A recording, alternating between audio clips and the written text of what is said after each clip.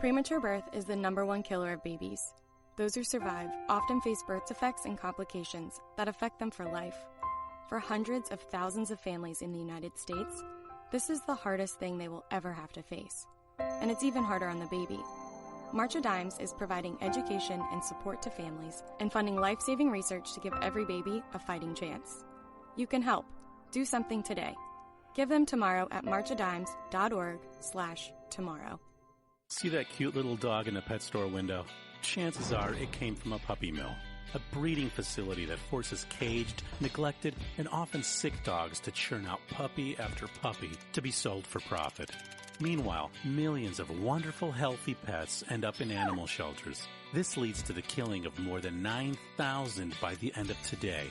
But with one simple choice, you can help, just by deciding to adopt instead of purchase your next pet. Animal shelters are full of amazing pets looking for a home. When you adopt your new best friend, not only are you saving a life, you're taking a stand against puppy mills. When your friends see the smart choice and impact you've made, they adopt their next pet and share with 5 of their friends, who share with 5 more. Before long, thousands get involved. Pet stores stop selling dogs from puppy mills, and even more lives are saved. And with your help, we can save them all. Visit bestfriends.org/puppymills to learn more. It's Thursday night, and you're grabbing drinks with some friends. Started off with a pitcher for the table, which quickly becomes 2. There's pool. And there's the photo booth. All right, everybody squeeze in. Say cheese! Followed naturally by an order of wings. And another. Can we get some extra ranch sauce? Then there's the ceremonial nightcap. So what are we doing this weekend? And lastly, it's back to the car, which, if you're buzzed,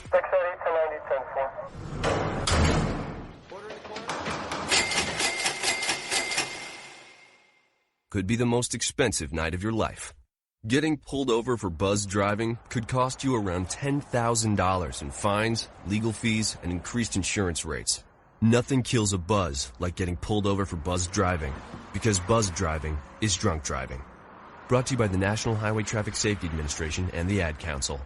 The following letters were written by our troops. My dear fellow Americans, I truly appreciate your support. I was starting to wonder if people had forgotten about us over here, but then one of my buddies showed me this website, and now as tears are streaming down my face, I can see for sure that you haven't. Private Emily B., U.S. Army. It's so heartwarming to see the American people not letting the men and women of the armed forces be forgotten. Your letters make a group of grown men, battle-hardened and gruff, act like a bunch of kids around a Christmas tree. Thanks. Staff Sergeant Matthew H., U.S. Army. Your support may be the most important thing our troops can carry with them. But don't take our word for it. Take theirs. To show your support, visit americasupportsyou.mil. Brought to you by the U.S. Department of Defense and the Ad Council. Thousands of families affected by disasters, like the recent wildfires, urgently need support. You can help the American Red Cross provide warm meals, shelter, and hope to families when they need it most. Please donate today to Red Cross Disaster Relief to help people affected by disasters, big and small. Go to redcross.org or call 1-800-RED-CROSS today. Your support is critical. We can't do it without you. Every day, the men and women of the United States Marine Corps demonstrate their commitment to defend the American way of life. Since 1775, we have served our nation as a force in readiness. From combat operations to humanitarian assistance in every corner of the world. No matter where the mission takes us today, or wherever our country needs us tomorrow, we always remember the land we call home. As Marines, we take a stand for each other, for our nation, for us all. The few, the proud, the Marines. Were you born from 1945 to 1965? People born during these years are 5 times more likely to have hepatitis C. So even if you try to eat right, exercise, and take care of yourself, you could still have hepatitis C, a serious disease that's a leading cause of liver cancer. If you were born from 1945 to 65, you should get a blood test for hepatitis C. Treatments can cure this disease. Talk to your doctor about getting tested. A message from the CDC. Hello there, this is Nat King Cole, wishing you all a happy and a Merry Christmas. The joy of living is in the giving. So let's give lots of toys for tots. Since 1947, the United States Marine Corps has been helping Santa fill his sleigh, making happier holidays for deserving children right in your community. Go to toysfortots.org and learn how you can make a difference. The following program is closed captioned for the thinking impaired. Zinc Media. Feel the power of knowledge.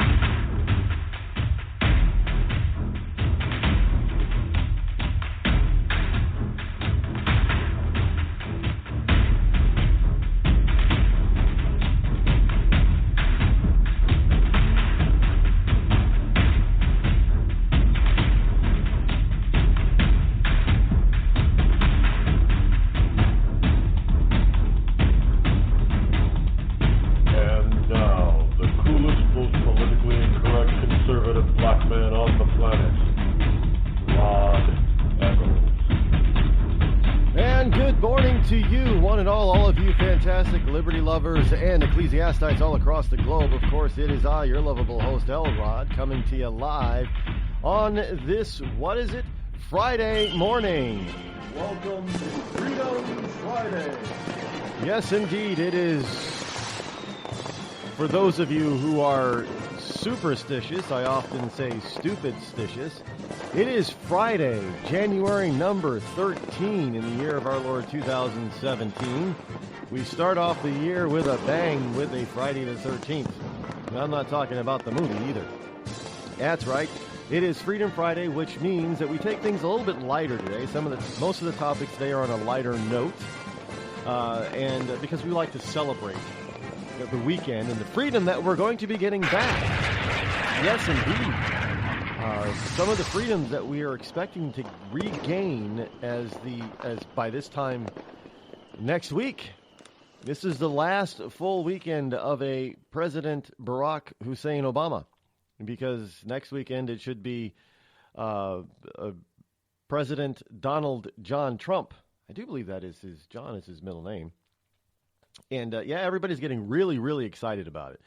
And we'll get into some of the stuff about Trump and the inauguration that's coming up. And I am sure many of you are going to, you're going to want to be here, especially next Friday morning, because it's going to be like and I don't want to sound like a sycophant, but it's going to be kind of like a mini celebration leading up to noon because we're here 9 to noon. Perfect time, right?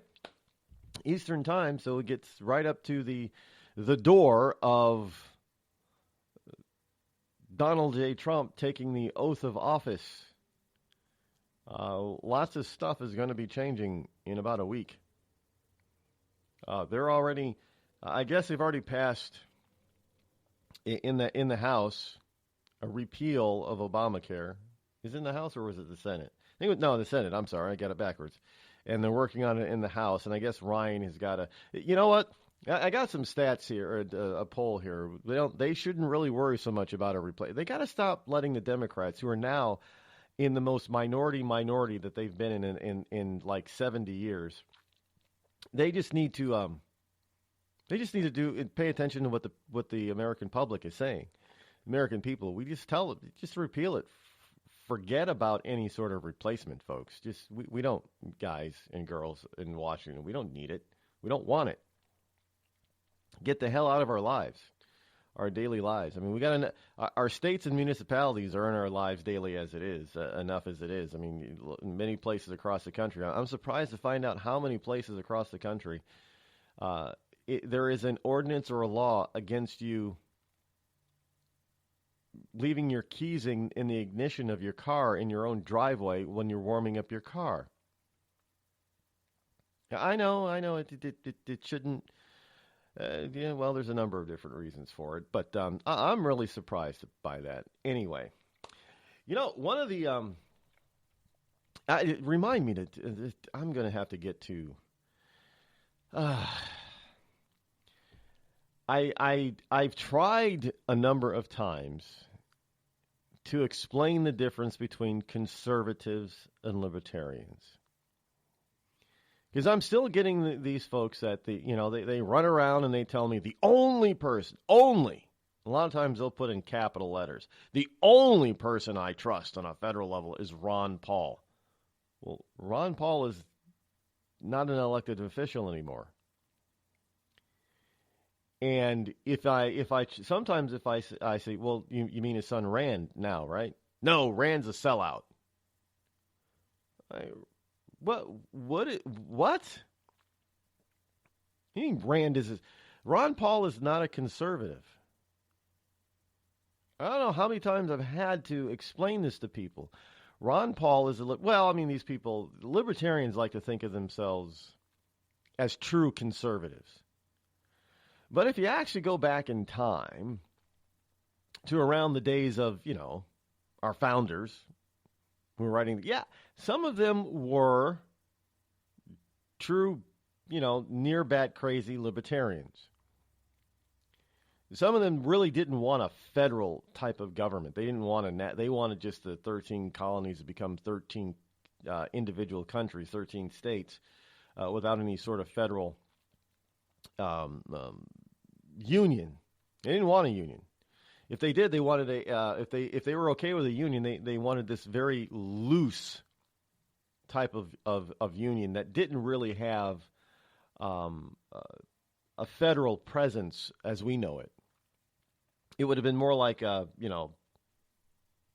committee. Each state would, pretty much like it was when they were trying to decide on what to do about England and that they should break away. They sent delegates to Philadelphia and New York and places when they met. So that's kind of they wanted to keep. Some of them wanted to keep it that way. So those were libertarians.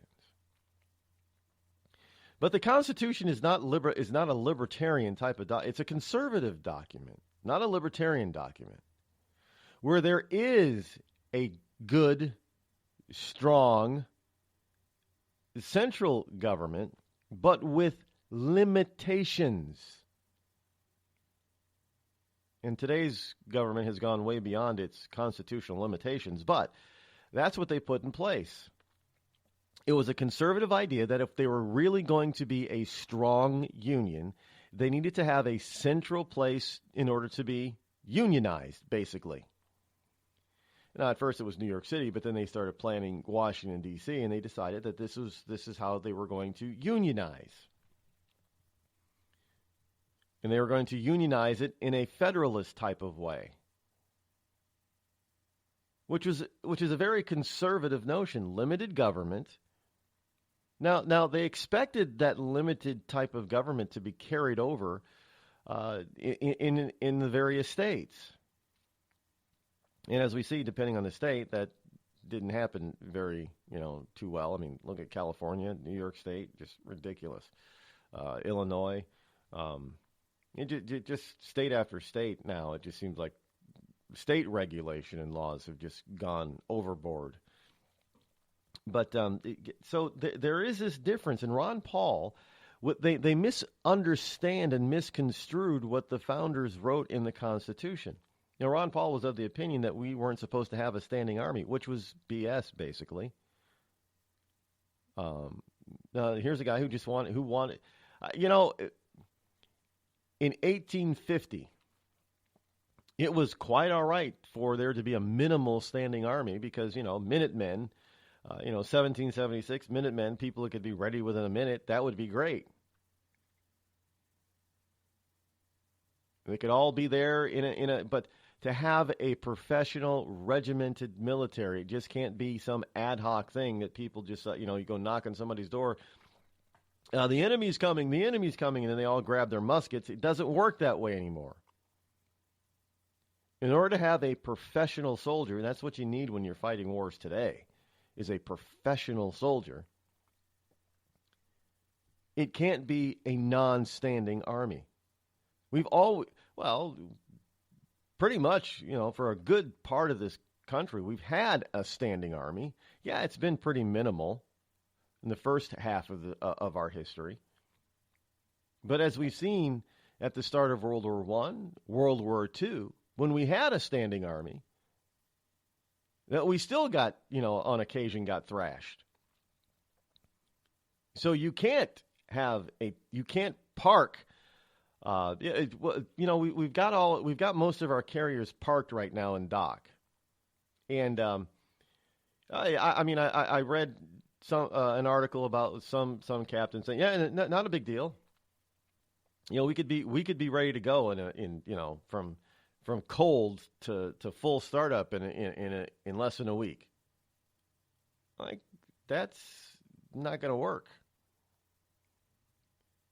You just can't jumpstart an aircraft carrier and pull it out of dock in a minute. It just doesn't happen. So there is this notion that we have got, in order to protect our own, not to mention, the Navy is supposed to be out there because the Navy was thought up not to be parked, but it was developed and drawn up to do what, folks? To protect American ships in international shipping lanes. You can't protect American ships, cargo ships and the like, commercial ships, if you're parked in dock. So that was why the Navy was really created. It wasn't necessarily created to protect our coastlines and our borders, but it was sent out there to protect the shipping lanes and to protect U.S.-based ships in international waters from piracy and from other foreign countries. So the whole notion that Ron Paul once said that, he even said it. Hey, we don't need to have a huge Navy. It needs to, most of it can be parked. That was not the job of the Navy as it was first, introduced to the country, and the reason why it was created. It wasn't created to, like England to project its power and become a colonizer and make it an empire. That's how England was pretty much empire, was via its Navy. The U.S. Navy was brought to bear and set afloat to protect international shipping lanes for U.S. ships. You can't do that if you're parked in dock. So there is a difference between libertarians. They've got an erroneous notion of what the Constitution says and what it means, especially when it comes to national defense. So these people that say, well, I only trust Ron Paul, then you automatically know when they say that they're a nut job libertarian and they do not understand the conservative mantra and how most of the founders would be today considered true conservatives. There is a big difference, folks. Huge. As some car dealer out in I know Donald Trump says huge too. It's gonna be huge. This presidency is gonna be huge. Well, this was a Fusillo. Some people in central New York, upstate New York, and parts of Florida know who Fusillo is. He's been saying that for years too in his commercials. Huge. I remember his first spokesman for his car dealership was a Ronald Reagan lookalike.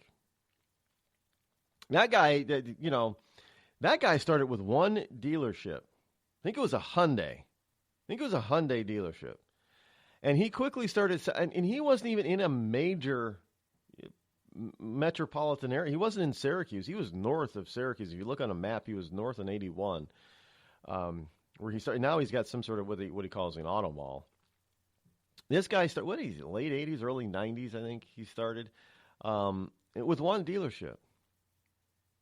And he grew like you would not believe. Now I think he has dealerships that represent just about every manufacturer and nameplate out there. All over New York. I think he's got a couple of dealerships in Massachusetts now too. And he did something in central New York that forced a long-standing, long-established, well-known dealership, who was the big daddy on the block for decades, forced them, the Burdick family, the Burdick companies, Burdick car dealerships. He forced that family of dealerships to adapt to him, the newcomer. This was a guy who actually came up with something called an auto mall, where he actually brought all his dealerships together on basically one giant lot. And that eventually forced the Burdick companies, the Burdick family of car dealers, to actually buy a failed shopping mall. And they converted the shopping mall into they brought all their dealerships onto one location in the shopping mall in response to this upstart by the name of Fusillo. See, you can always change the game, right? You don't have to do things the way other people want you to do them. You can change the game, and if you don't keep up, then you could get left behind, and pretty soon people start, somebody new starts to force the issue. Makes you change. That's a good thing. You're listening to me, your lovable host, L. Rod, here on the Rod Eccles Show. Tired of paying outrageous prices for Viagra? Well, we have great news for you. Now you can finally get Viagra at huge discounts. Healthy Man allows you to save up to $500 on Viagra. Why pay U.S. pharmacy prices of $15 per pill or more when you can get Viagra for less than $3 a pill? Call today and get 40 Viagra pills for only $99. This can cost as much as $600 at your local pharmacy. You can't afford not to call us. If you want Viagra at the lowest prices, never pay $15 a pill pharmacy prices again. Get Viagra for less than $3 a pill. Call 800-595-2614 today and save up to $500 and get 40 pills for just $99. Healthy Man is fast, easy, and affordable. Operators are waiting at 595-2614 to take your call now. Call 800-595-2614. That's 800-595-2614. Again, 800-595-2614. It started with a knock, but it wouldn't end there. What happens in the story next, many wouldn't understand, and most wouldn't believe. 5 + 2 = Perfection by Samuel Rosette Jr. is a must-read. The scriptures within are reminders of the ancient past, and yet intriguingly infuses with texts which stand on the edge of the stage of relevancy. Available online at Westbow Press, Amazon, Books A Million, Barnes & Noble, and SamuelRosetteJr.com. We've all heard of male enhancement, but now there's an expert on true male enhancement in the areas that really count. In Herb Ellis's book, Husband 2.0, Real Male Enhancement, you'll find answers to questions like, why doesn't she want to have sex? A quick start, quick results workout guide. Plus, what you can do as a side hustle to make money now. With all the great tips in this book, every man can benefit. Get the book, Husband 2.0, Real Male Enhancement, on Amazon.com. You know, a couple of weeks ago, a long-haired young person came into our bank and said to me, I bet you won't lend me money to buy an electric guitar. Well, he was making $100 a week, and he was over 18, and I said, I bet you I will lend you money to buy an electric guitar. And I did. So what happens? The punk gets busted for possession of dangerous drugs, and we're out $350. There's one thing about kids nowadays. You don't have to give them credit. Universal Bank. We trust you. About as far as we can throw you.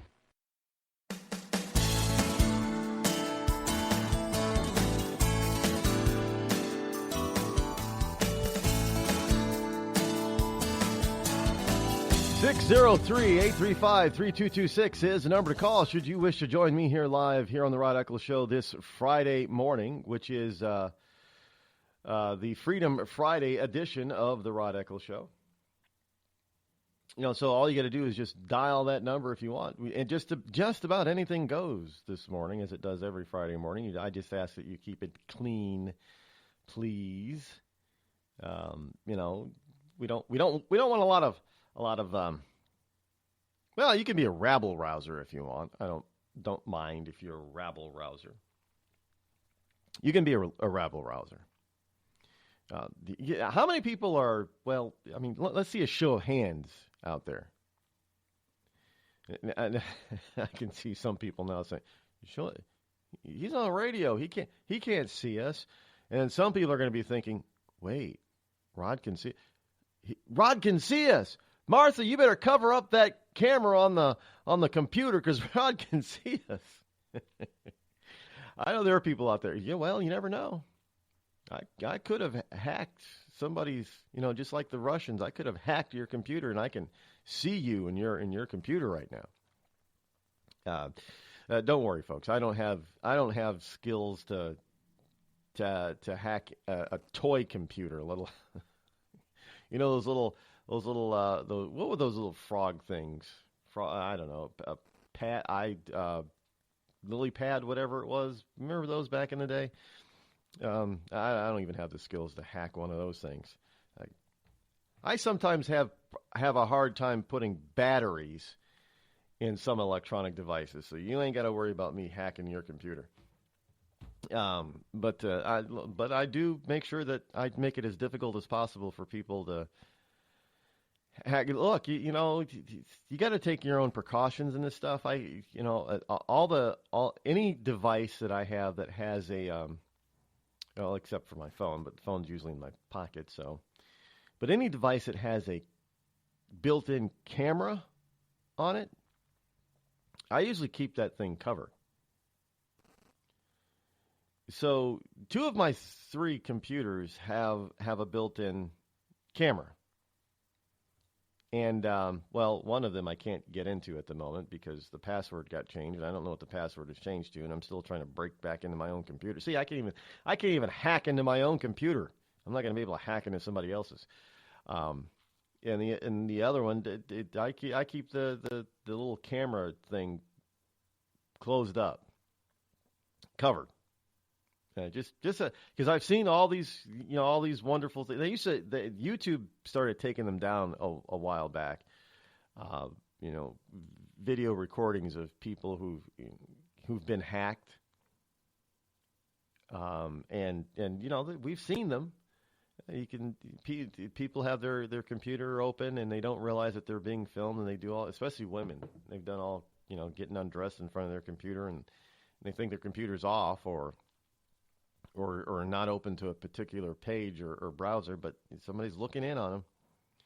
And they made movies about hacking into video stuff and people watching you too. So one of the big genres is comedy. The second, I think the number 1 genre right now is comedy. The number 2 genre is not adventure or action or anything like that or romantic comedy. It is horror. Now, horror used to be relegated to B-movie status. In the 50s and 60s, even the 70s, horror was pretty much, they were all B-movies. The vast majority of them were B-movies. And all of a sudden, horror decided to jump up. And they made a couple of horror movies about that. And they call them suspense or thrillers, but no, they're really kind of horror movies. Based on being able to hack into people's video feeds, whether it be on their security cameras or their computers or what have you. Yeah, it can be a little scary and disconcerting to see yourself online when you didn't put it there.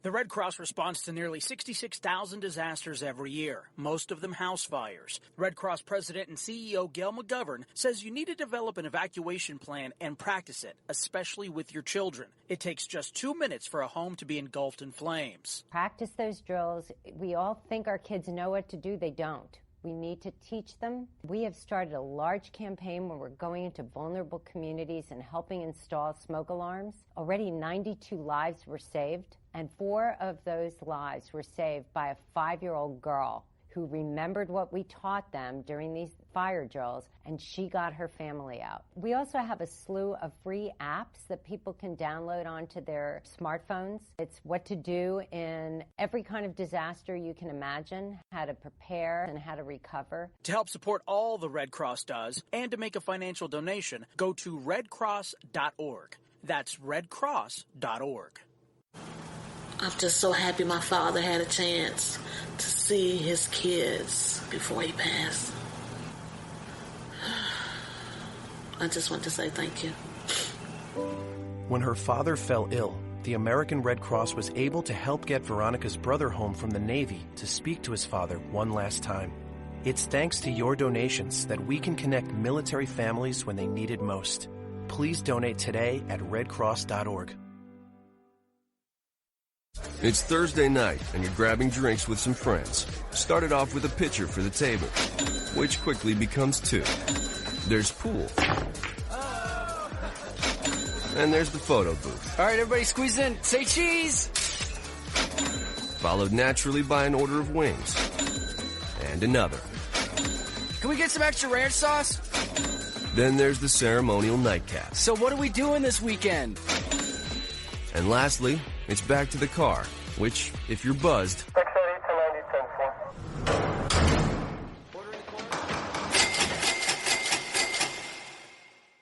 could be the most expensive night of your life. Getting pulled over for buzzed driving could cost you around $10,000 in fines, legal fees, and increased insurance rates. Nothing kills a buzz like getting pulled over for buzzed driving, because buzzed driving is drunk driving. Brought to you by the National Highway Traffic Safety Administration and the Ad Council. Every day, the men and women of the United States Marine Corps demonstrate their commitment to defend the American way of life. Since 1775, we have served our nation as a force in readiness. From combat operations to humanitarian assistance in every corner of the world. No matter where the mission takes us today, or wherever our country needs us tomorrow, we always remember the land we call home. As Marines, we take a stand for each other, for our nation, for us all. The few, the proud, the Marines.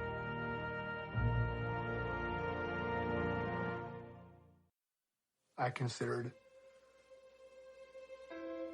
suicide so I wouldn't put my family through all the pain. Many of our warriors are returning home from the battlefield, only to face a new war as they struggle with devastating injuries. At Wounded Warrior Project, we understand. We're there to help. Even though you think you're broken, you're not. It's the physical and the emotional healing that Wounded Warrior Project provides. With a gift of just $19 a month, you can join Wounded Warrior Project. You'll help provide critically needed programs and services that rebuild lives. Beautiful. There you go, buddy. The ongoing needs of our wounded and their families will continue for many years to come. Now is the time to show your support. Call now or go online with your gift of just $19 a month, and we'll send you this Wounded Warrior Project blanket. It made me feel that there's people out there that care about us. After this event, we can finally maybe start to heal as a family and move forward. We need your help. The families are hurting. For many of our wounded heroes, the greatest casualty is being forgotten. That's why your gift of just $19 a month is so important. Please call or go online right now. Warning. Listening to the Rod Eccles Show by the idiot left may cause outrage, fear, a need for safety pins and or spaces. If you experience any of these symptoms or are allergic to truth, tune in and learn something, Snowflake.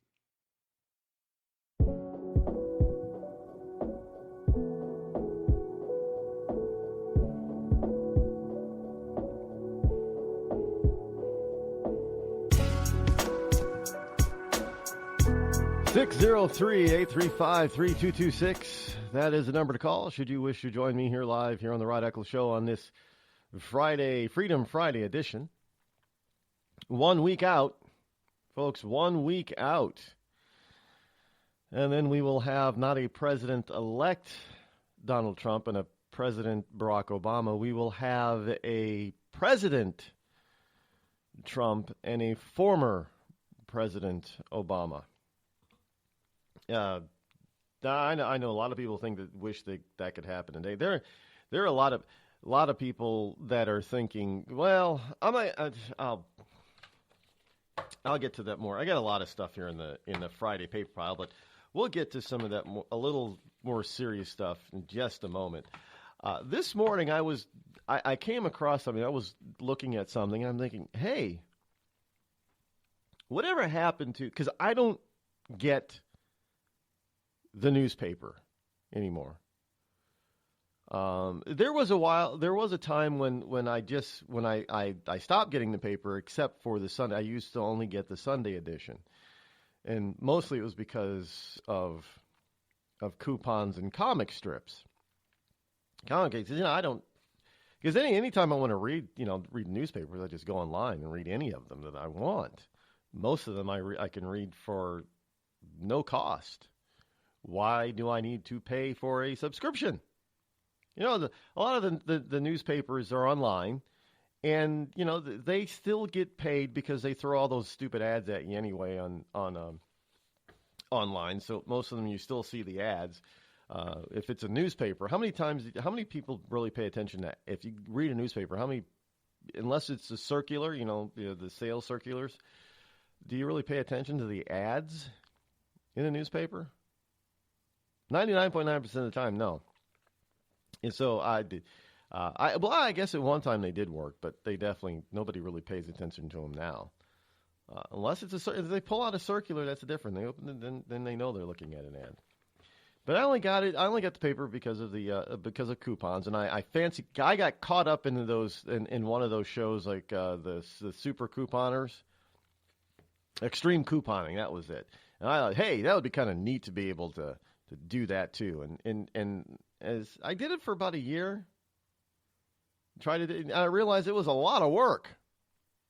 And as you watch those extreme couponing shows, I don't care if it's A&E had it, I think, and there was a couple of other shows that probably weren't as good as the original, but you start really watching those shows and you realize these people are spending like 4 to 8 hours a day.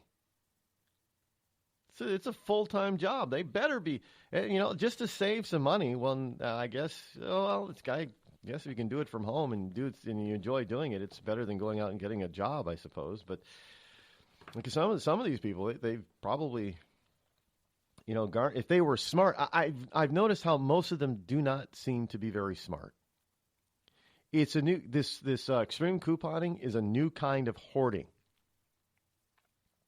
Yeah, I guess we've got anybody ever watch the Extreme Hoarders on TV on those cable networks? I've seen a couple episodes, and I just think there's no way in hell I could ever live like that. I don't know if anybody lives like that. And they call it a mental disorder. I don't know what kind of mental disorder that is. I guess there's a British version of Extreme Hoarders where they put like a week or two, they have a hoarder and a compulsive person, compulsive disorders. They put a compulsive, extreme clean compulsive disorder with a hoarder.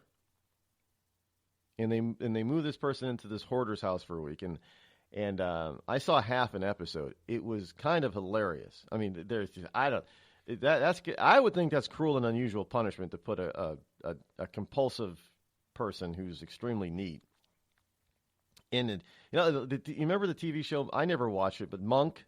Remember Monk? I forget the actor's name who was Monk, but that would be like putting Monk in with a hoarder. Hey, he would freak out. Hell, I wouldn't go into some of these extreme hoarding houses. I'd freak out. So I don't know how people do it. But anyway, so you have these extreme couponers that they're these new kind of hoarders. They just keep the stuff that they will never ever use in a lifetime. They gather stuff and they keep gathering because hey, it's free. With the coupons and rebates and that kind of thing, they can get it for free. So what if I have 110 years worth of toothbrushes? I'm still going to get more. So what I don't understand is these people are able to do that. But they don't turn around. Most of them don't turn around and try to make a profit off of it, or at least donate. There was one episode I saw an extreme couponer. He was an assistant pastor of a church. And this guy, he would do extreme couponing, and he would get like, I saw him twice. I saw him get over $700 worth of groceries and products and stuff at a grocery store, and he paid less than. And one time he paid $0. But the first time I saw him, he paid less than $50 for his over $700 haul. And the second time, he said, "We're going for the gusto now. We're going all out. Our job is to not have to pay a dime." And he didn't. Paid. Actually, I don't recall if he had to pay tax. I think that may have been all he had to pay, but his total was $0. And he took a little bit out of what him and his family needed, but 90% of what he got for free, he donated to his church. They have a kind of like a food bank at the church, and he donated all that stuff to the church, to their food bank. So that's a good thing. But most of these other people, they have a garage or a basement full. I mean, they make these beautiful shelves. It looks like a store when you look at how organized these people are. That's one thing about these types of hoarders. They're very organized. Their stuff is not all over the place like a regular hoarder. They're very organized.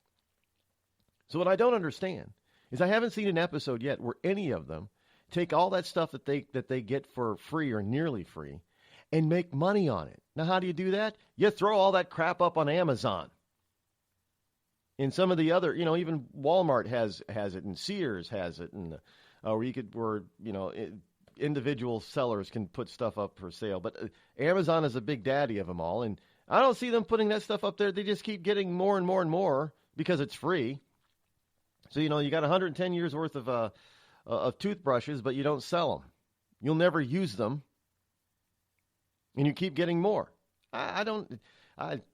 Look, if I was that extreme and I was able to do that, man, you know how much money some of those people could. This one person just said, "Yeah, I put an estimate on," and she's showing her her basement stock, as they call it, her stock, her entire basement, just lined up shelves. Just like a grocery store, basically.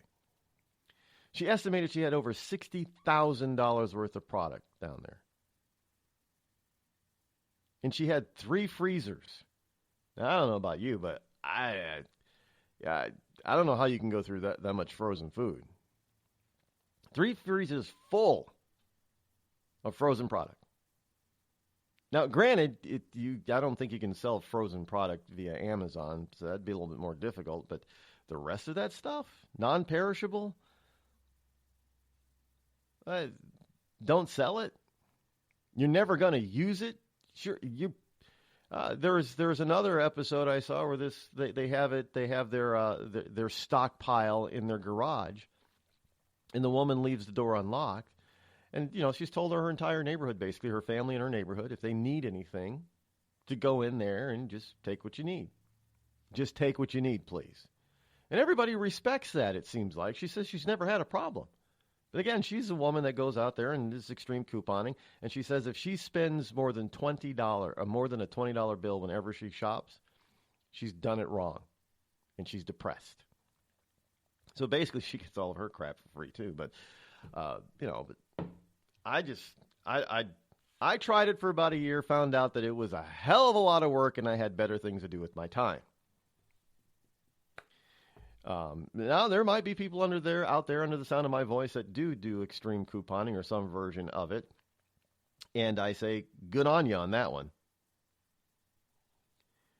Good on you. I'm glad you're able to do it because I couldn't. But anyway, I got off track because I was talking about the newspaper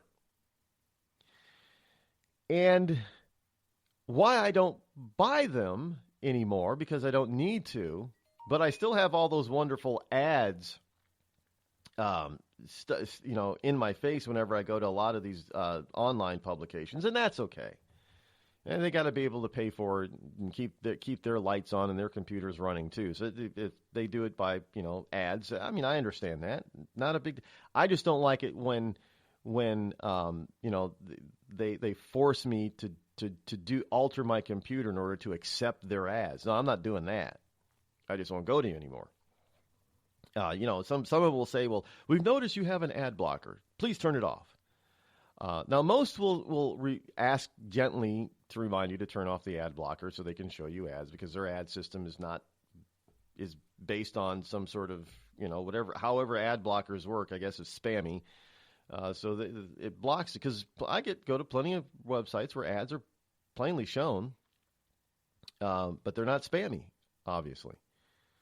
And some websites, they want to be spammy. In some, they're very rare, refuse to let you see their content unless you turn off your ad blocker. Now, those are the ones I think are dangerous, and I just leave and never go back. So, show me an ad that's not spammy, and don't give me those stupid pop-ups and pop-unders. That used to be the huge thing, pop-ups and pop-unders. And it used to bog down people's computers. Mine included. I got tired of that. So if you got pop-ups, and now it's the big thing is join our email list, and ad blockers don't seem to block those. But those are annoying as hell. Look, just put your notice off to the side. If I want to join your email, I'll join it. But don't put it in my face and keep me from doing what I want to do because it's an interruption. It's a pain in the you-know-what. I will never do that at my website. I will never put any pop-up or pop-under on my. If you go to my site and there's a pop-up or pop-under, you've got some spyware or something on your computer because I do not put that stuff on my sites. Just so you know. And the ads are very minimal. They just help pay for the maintenance of the website. I mean, you still got to pay money for to host your website, so that's what they're there for. But they're unintrusive. They're off to the side. You see them or you don't see them. It's up to you. But I never knowingly put any pop-up ware or anything on my sites. And if you get one, let me know because you're either being spammed or somebody's hacked my sites. Because I don't do that. Because it's annoying. I hate it. But, so I don't get the newspapers. But there's one thing in the newspapers that I miss. And I was just thinking about that this morning. I haven't read a good comic strip in a while. And I love, so there were some, do comic strip artists, these, a lot of them are syndicated. Are they still really making any money? Because it used to, if you had a good comic strip and you were a hit, you made a lot of money. I mean, there were things like, it's called Charles Schultz with Peanuts, but then there was Bloom County. I used to love Bloom County. And then Burke Breathe went off and did something nut jobbery and lost most of his fan base, and they tried to bring Bloom County back with a different name with some slightly different characters, and I guess it still didn't work. But anyway, love Bloom County. I know people used to love Doonesbury. I never did like Doonesbury. Yeah, I never really got into it. But I don't know if these guys still making tons of money. They've had to change the way they've done things, and so one of my favorites was, other than Peanuts and Bloom County, but it's still active today, was Rose is Rose.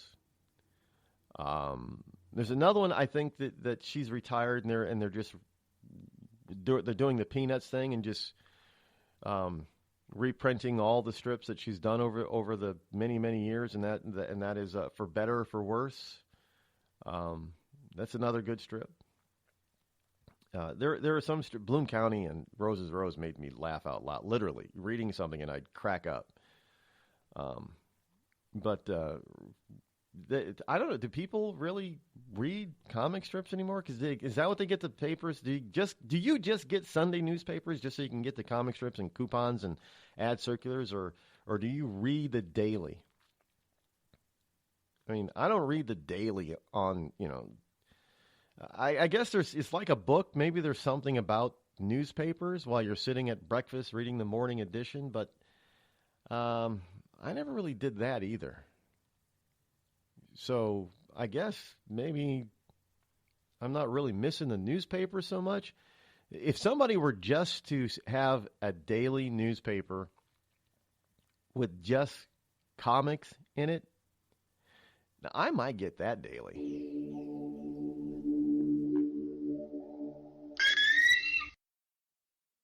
Tired of paying outrageous prices for Viagra? Well, we have great news for you. Now you can finally get Viagra at huge discounts. Healthy Man allows you to save up to $500 on Viagra. Why pay U.S. pharmacy prices of $15 per pill or more when you can get Viagra for less than $3 a pill? Call today and get 40 Viagra pills for only $99. This can cost as much as $600 at your local pharmacy. You can't afford not to call us. If you want Viagra at the lowest prices, never pay $15 a pill pharmacy prices again. Get Viagra for less than $3 a pill. Call 800-595-2614 today and save up to $500 and get 40 pills for just $99. Healthy Man is fast, easy, and affordable. Operators are waiting at 595-2614 to take your call now. Call 800-595-2614. That's 800-595-2614. Again, 800-595-2614.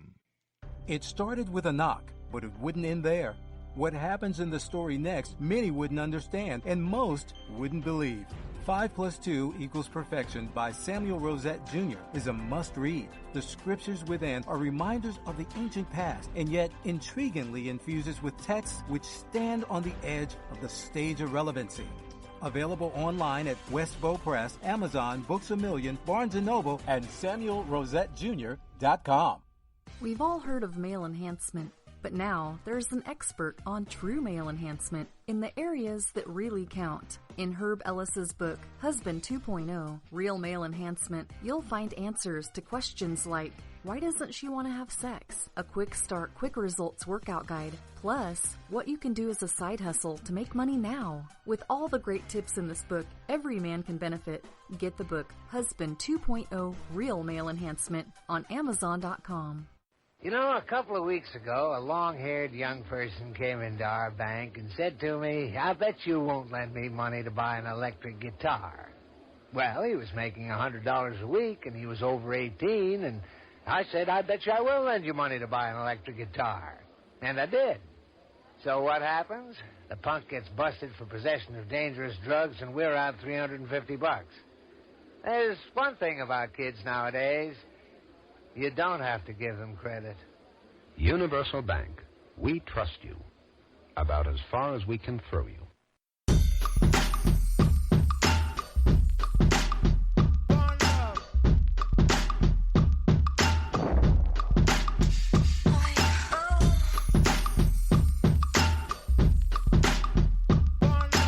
603-835-3226.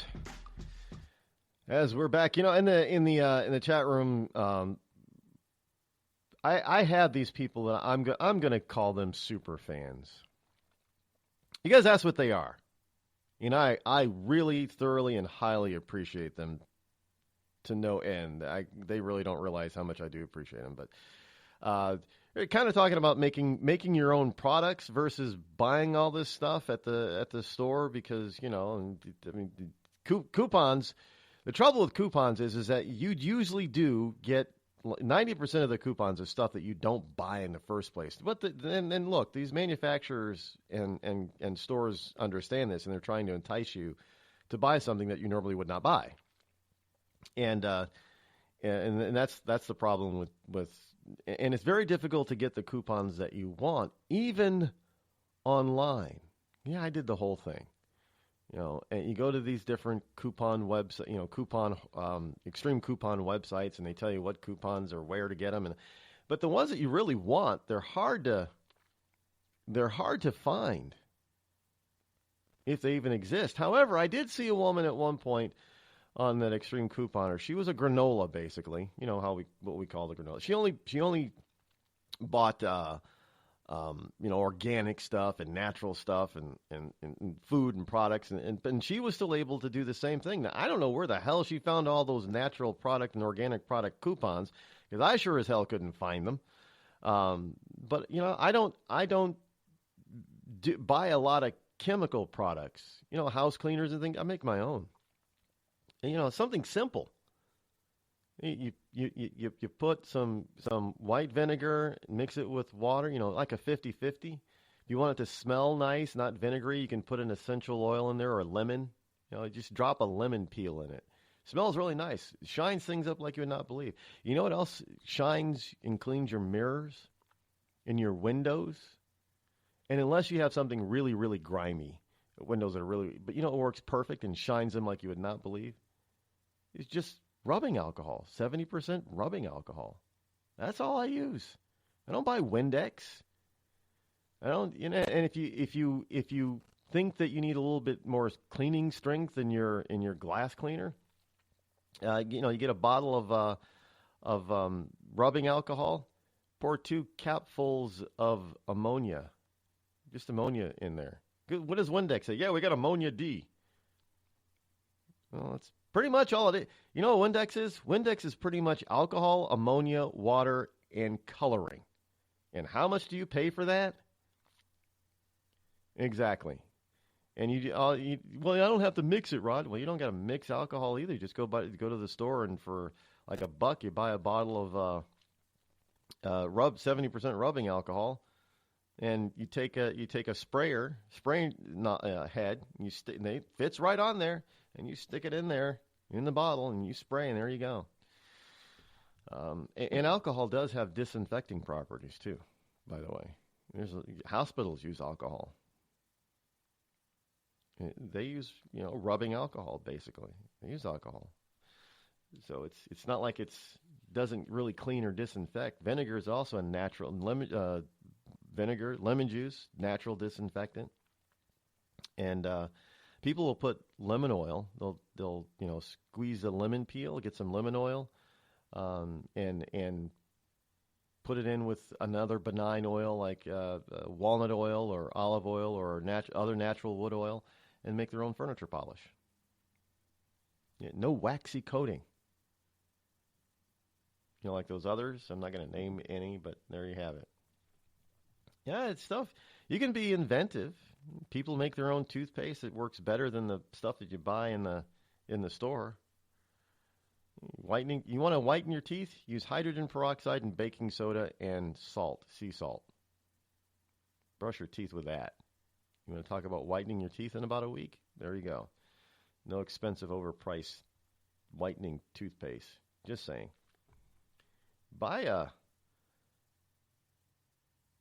And when you're saving your money, then I guess you can go to the bookstore later and buy a comic strip book. They put their comic strips in books nowadays. I guess that's how they make their money. So, buy Bloom County or something in the book form at the bookstore with all the money that you're saving from not buying all the chemical stuff.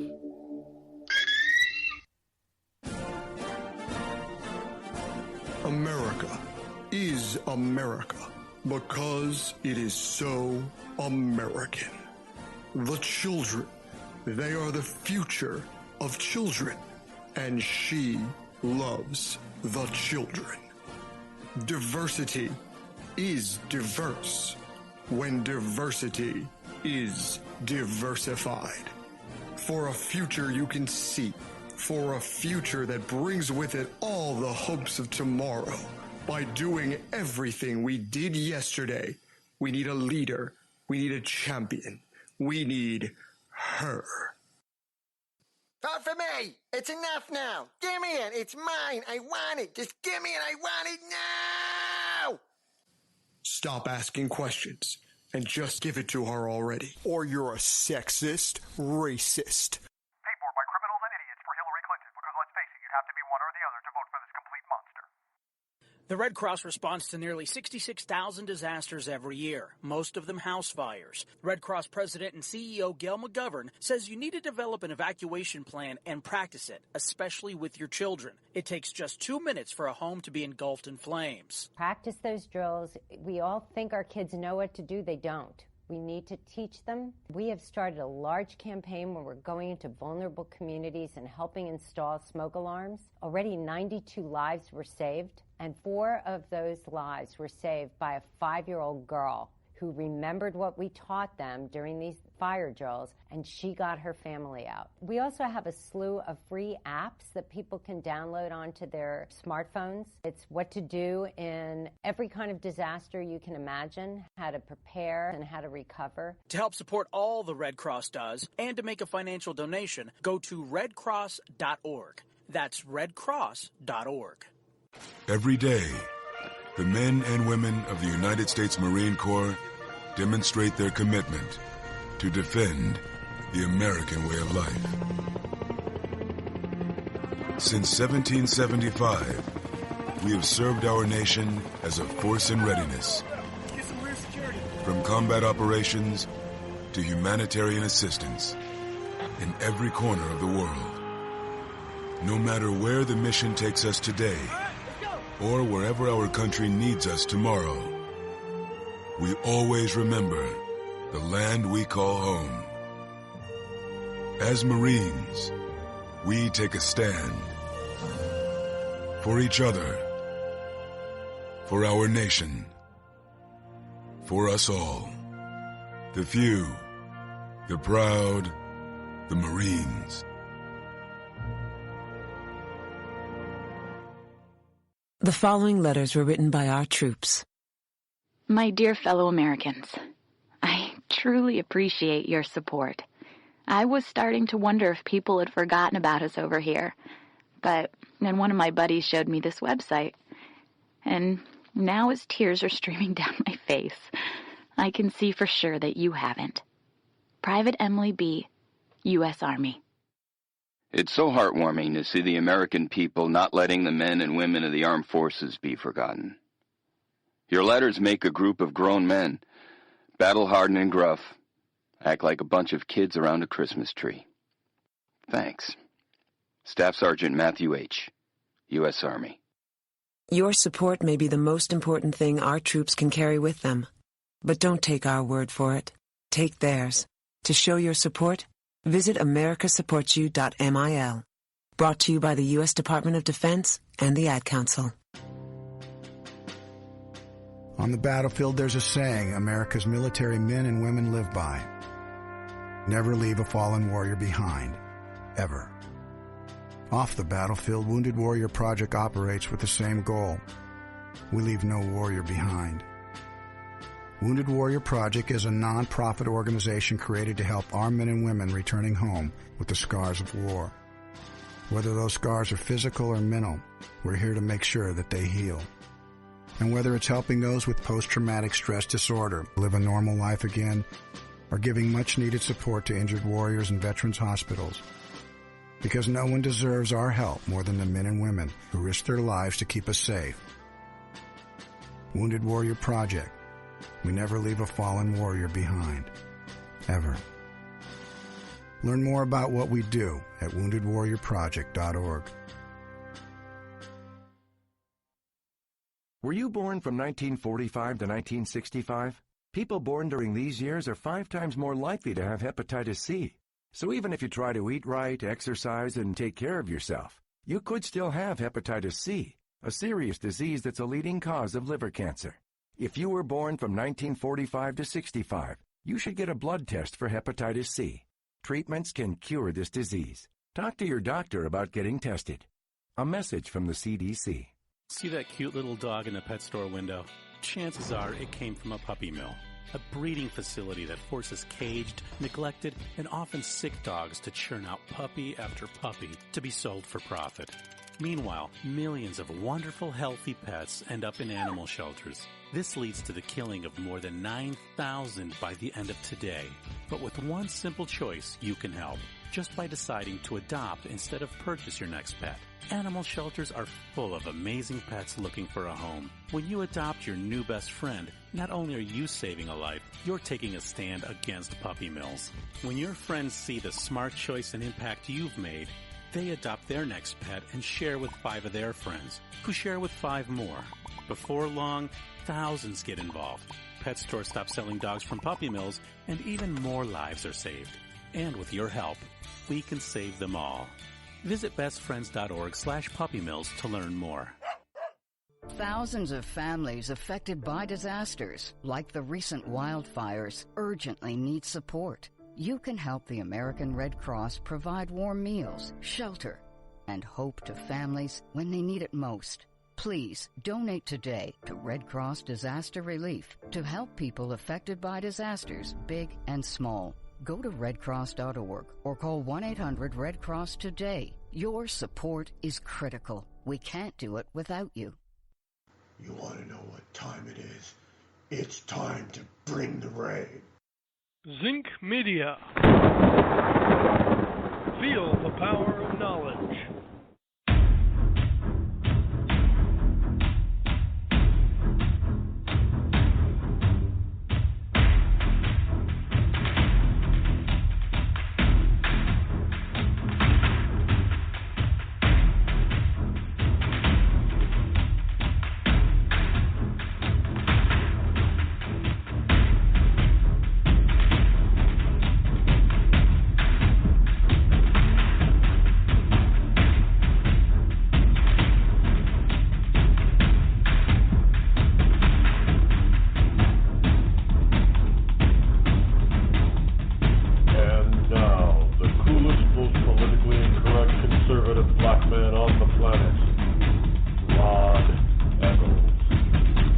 Good morning and welcome back, all of you liberty lovers and ecclesiastites. It is I, your lovable host, L. Rod, coming to you live from the studio. Tongue twisted. Why? Because it's Friday the 13th. That's why. Welcome to Freedom Friday. Yeah, if anything could go, well, if that's the worst that could go wrong on Friday the 13th is that I mush mouth some of my words, and then I will have lived through another awful day, as they say. How many movies did they make about Friday the 13th? There's been a bunch of them. Not just the movies that are named Friday the 13th either. There's more than that. But anyway, it is Friday. It is January number 13 in the year of our Lord 2017. And as we do every Friday, even though it is Friday the 13th, we're going on with Freedom Friday, which means that we take things a little bit lighter today. Call-in number this morning is 603-835-3226, as it is every morning. No special number for Friday the 13th. But this Friday the 13th is the last full Friday for President Obama, for those of you who are into such things. And I know there is nobody that listens to this program that's into politics at all. Politics are current events. They can't stand politics and current events. Everybody who listens to this show, they can't stand politics and current events. You know, when they tune into the show, they fully expect me to be the straight male version of Perez Hilton. I know, I get it. I get it. I'm probably going to get bashed for that. Oh, Rod's an anti-gay. He's a homophobe. He doesn't like Perez Hilton simply because he's gay. No, that's not the case at all, actually. I just think Perez Hilton is a name. I don't care if he's straight, gay, bi. What are the other acronyms that they use? Questioning, queer, all that LGBT, PDQ, XYZ alphabet stuff. I don't care. They keep adding to that, by the way. I don't even know what to call it. It's kind of, well, do you know why they do that? Do you know? These are the same people. They come up with these labels all the time. Now, it used to be, lesbian, gay, bisexual, and straight. Right? Well, then we had to add the trans, and they had to get rid of the S. So straight people are not in the LGBT community. It's for transgender, or people who actually go through the process of trying to change their outward appearance of being one sex or the other to another, to the opposite one. So we got the LGBT. Well, then all of a sudden you had all these youngsters coming up in the 90s that they were told that labels, you don't label people, and it was meant to stop calling people particular names. Some the derogatory stuff. The N word for blacks and the S word for Latinos. And the G word for Italians, all those, they were trying to get people away from doing that. And look, you weren't going to get away from that, but in the C word the C or H word for white people, y'all whites are lucky. You got 2 words for you, derogatory words for you. Just saying. So I guess that must be part of that white privilege. But you have, they were trying to get away from that stuff. Or trying to keep people from using those types of words and being derogatory towards others. So they were talking about that's labeling somebody, especially in this country when a person most likely had a multi-ethnic background. And you couldn't, do you call somebody who's well, they decided to come up with other names too, for anybody who was multi-ethnic background, was black and Asian, like Tiger Woods, well, he's Blasian. Or if you're black and Latino, then they call them Latinos. And of course, if you were black and white, then you were mulatto. I don't know why, but yeah, that's just what the term means. So they came up with these other types of things to try to bring about acknowledgement of people's diverse background and culture. Well, then as things started to get even more mixed up, then that didn't work either. But they wanted to get people away from teach kids not to be derogatory. So they were teaching them don't put labels. They were saying those derogatory words or terms were labels. Well, those kids meant to grew up to think that, well, don't label me at all. Don't put a label on me. If you say, well, you're gay or you're straight. I don't accept it. I don't accept labels. So, in order to be different, because they have to put themselves in a category like everybody else does, but they didn't want to be labeled. What they didn't want is they didn't want the standard label. So they started coming up with these new and different labels. Notice how these people who don't like to be labeled are coming up with new labels all the time. And then we got to LGBTQ. What the hell does Q stand for? Well, Q is for queer. Well, I don't know what queer means. I thought queer was gay. But evidently it's not.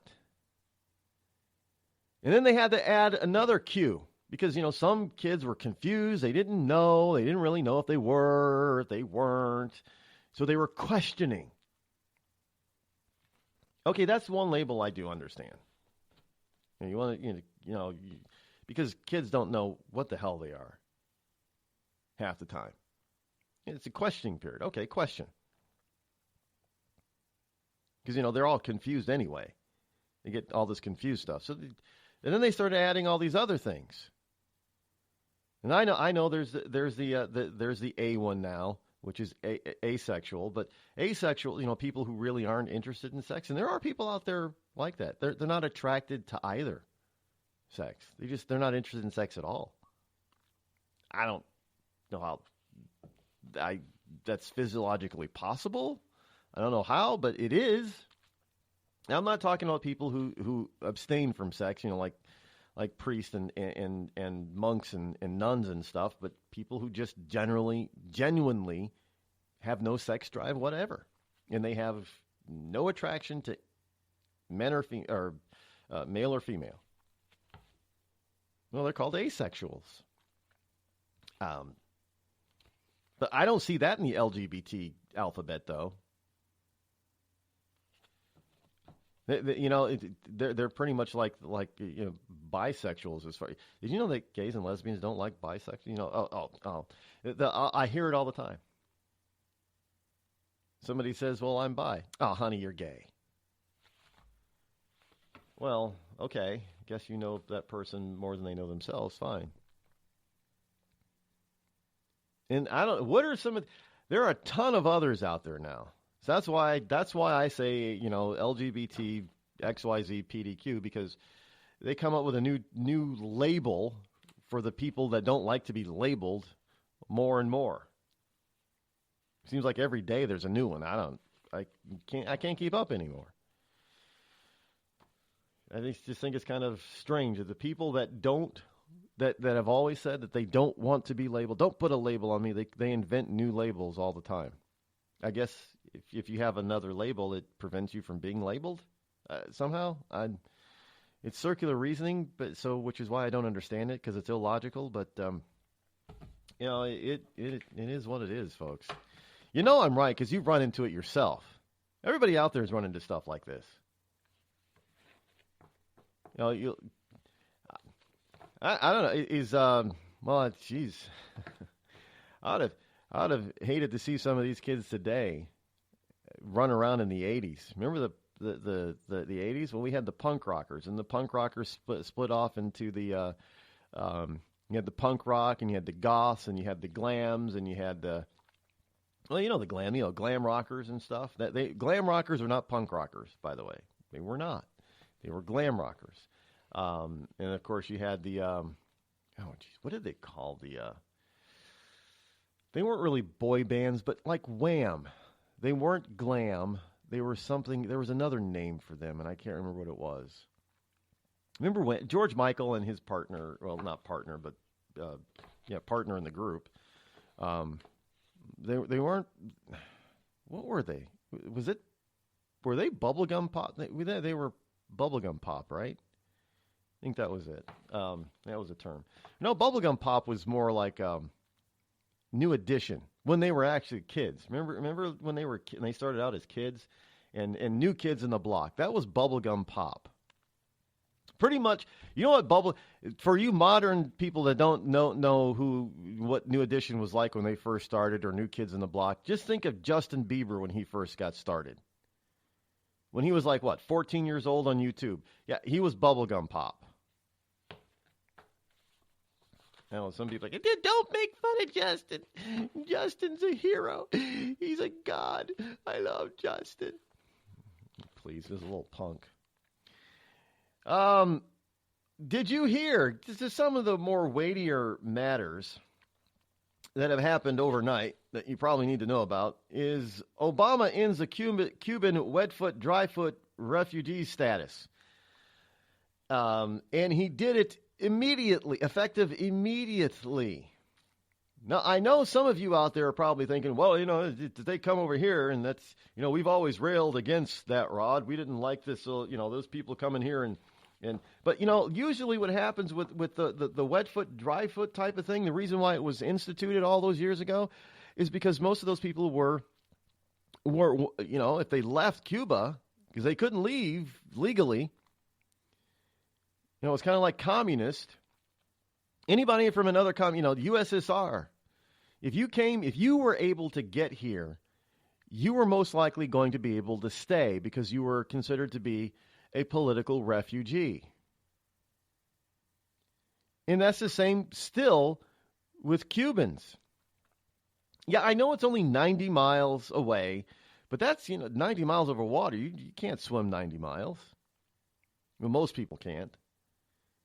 And a lot of those people, they get in these boats that don't have power, so it's kind of like either they're trying to paddle the boat, the homemade boat, or they're relying on wind. And they try to do it in the dark of night because they don't want to get caught, because if they can get to the beach, dry land, then they can stay. The only time they don't get to stay is if they get intercepted in the water. And it really comes down to really being wet foot, dry foot. Because if you're coming up on a beach and Border Patrol or Coast Guard or the police get you in the water, this is how serious this stuff is. If they get you in the water, if anybody gets you in the water, then you have to go back. Which is why you'll see some of these people sometimes, go out at night and they'll have blankets and stuff in order to help and welcome these refugees basically to America.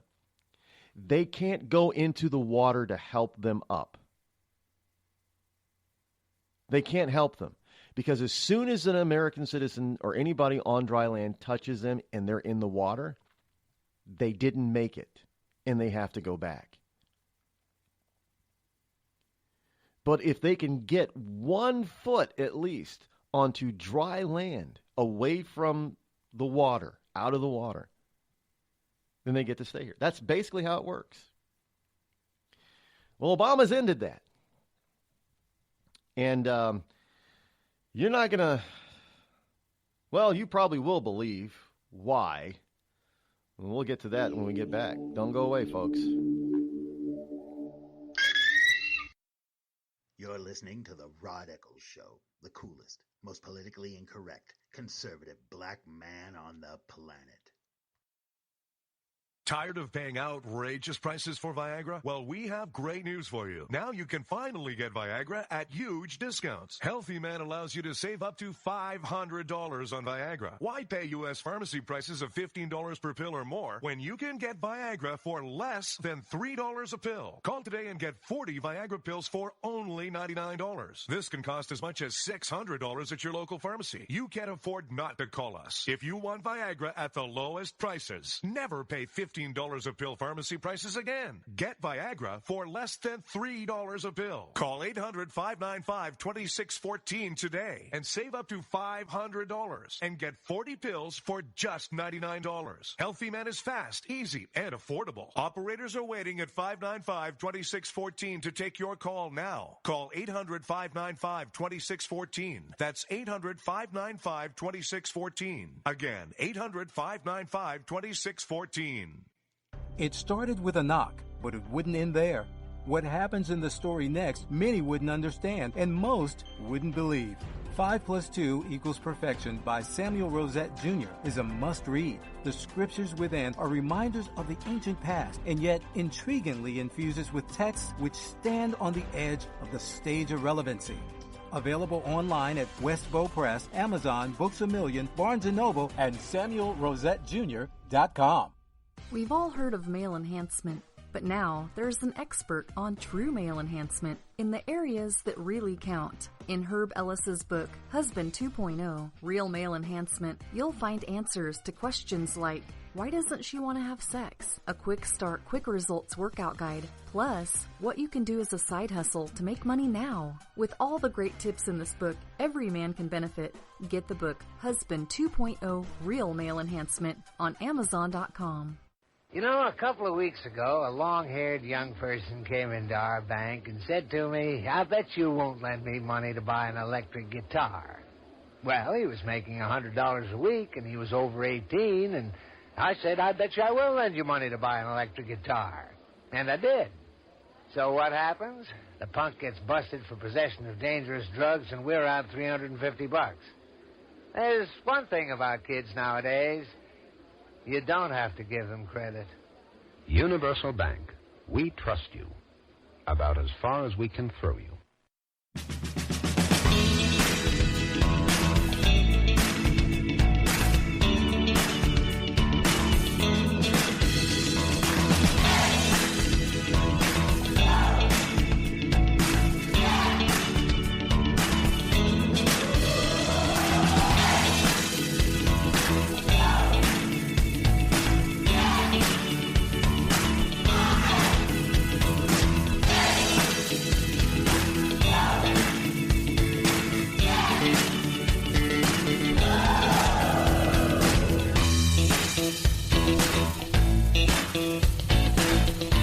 Welcome back. 603-835-3226 is the call-in number. I'm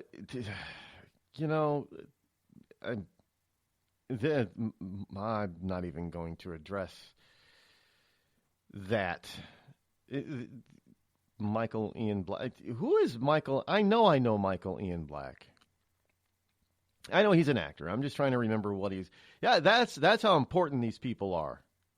You can't even remember half. You recognize the name. You can even place the face with the name in your mind, but you can't even remember what the hell what movie or TV show that they did or were on or what have you.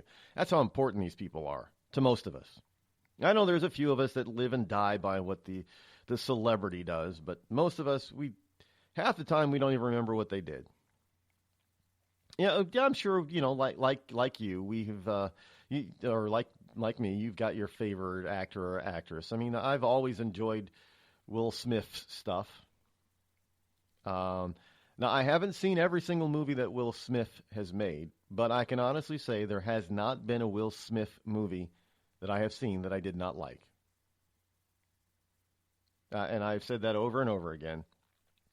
I have, I've never seen a movie that starred Will Smith that I didn't like. And people say, well, what is he doing? What's he saying? Well, if you've ever heard Will Smith talk about himself before he became a star, a huge star, megastar, he used to always play around and say that his name was Will Smith. F, not TH. So I do that now. I just say Will Smith. It's because it's the black thing to do, right? I guess it must be.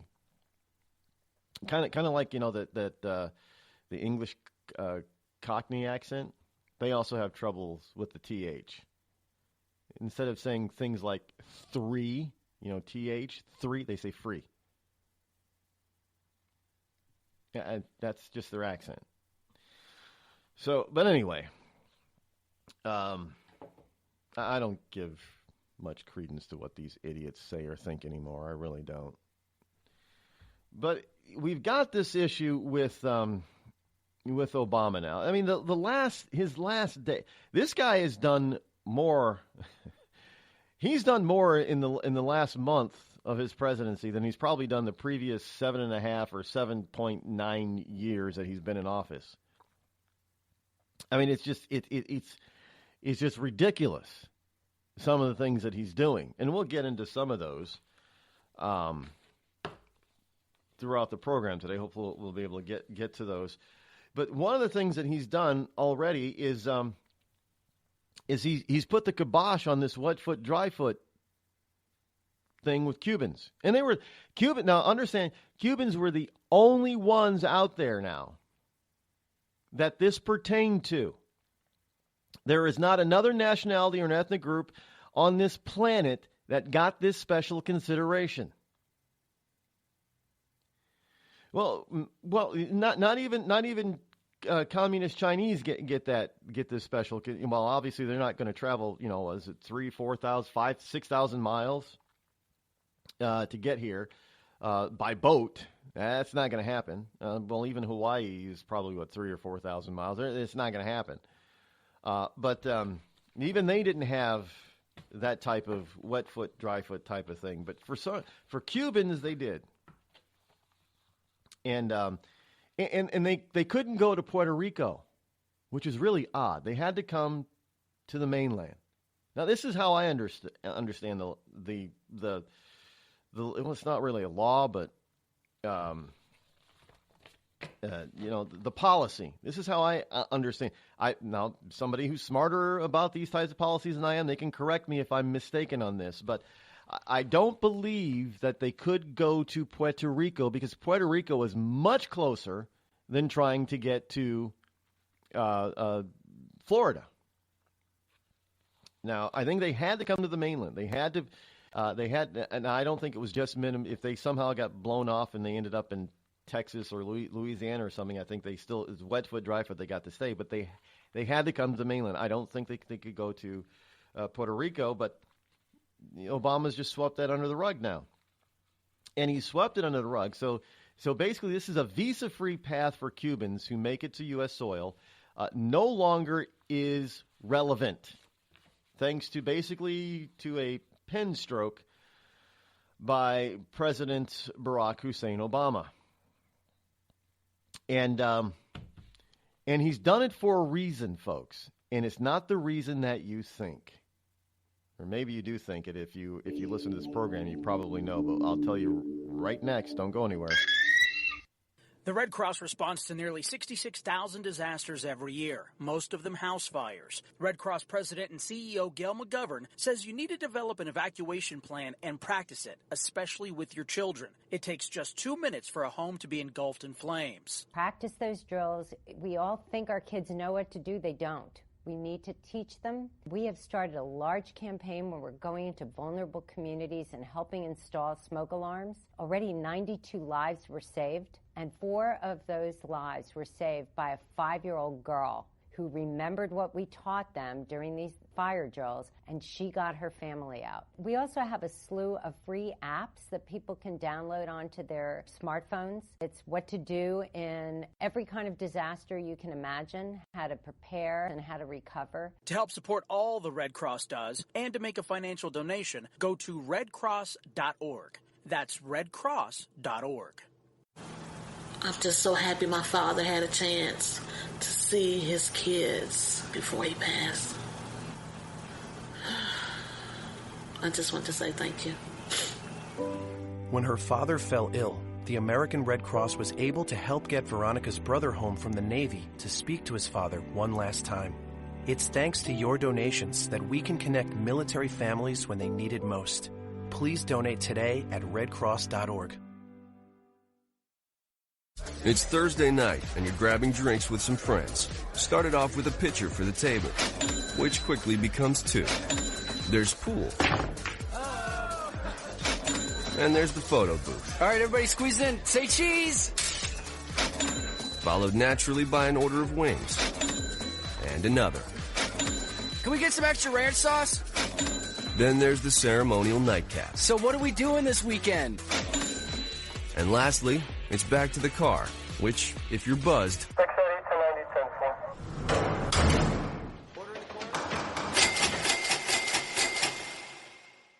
could be the most expensive night of your life. Getting pulled over for buzz driving could cost you around $10,000 in fines, legal fees, and increased insurance rates. Nothing kills a buzz like getting pulled over for buzz driving, because buzz driving is drunk driving. Brought to you by the National Highway Traffic Safety Administration and the Ad Council. Every day, the men and women of the United States Marine Corps demonstrate their commitment to defend the American way of life. Since 1775, we have served our nation as a force in readiness. From combat operations to humanitarian assistance in every corner of the world. No matter where the mission takes us today, or wherever our country needs us tomorrow, we always remember the land we call home. As Marines, we take a stand for each other, for our nation, for us all, the few, the proud, the Marines.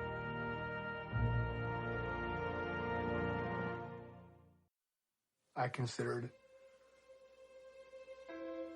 suicide so I wouldn't put my family through all the pain. Many of our warriors are returning home from the battlefield, only to face a new war as they struggle with devastating injuries. At Wounded Warrior Project, we understand. We're there to help. Even though you think you're broken, you're not. It's the physical and the emotional healing that Wounded Warrior Project provides. With a gift of just $19 a month, you can join Wounded Warrior Project. You'll help provide critically needed programs and services that rebuild lives. Beautiful. There you go, buddy. The ongoing needs of our wounded and their families will continue for many years to come. Now is the time to show your support. Call now or go online with your gift of just $19 a month, and we'll send you this Wounded Warrior Project blanket. It made me feel that there's people out there that care about us, after this event, we can finally maybe start to heal as a family and move forward. We need your help. The families are hurting. For many of our wounded heroes, the greatest casualty is being forgotten. That's why your gift of just $19 a month is so important. Please call or go online right now. I'm not Rod Eccles, and I approve this message.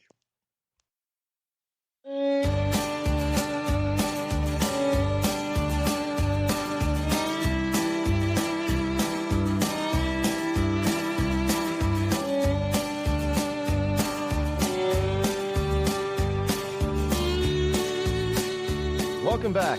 Obama has done a number of things since he's become basically a lame duck, which was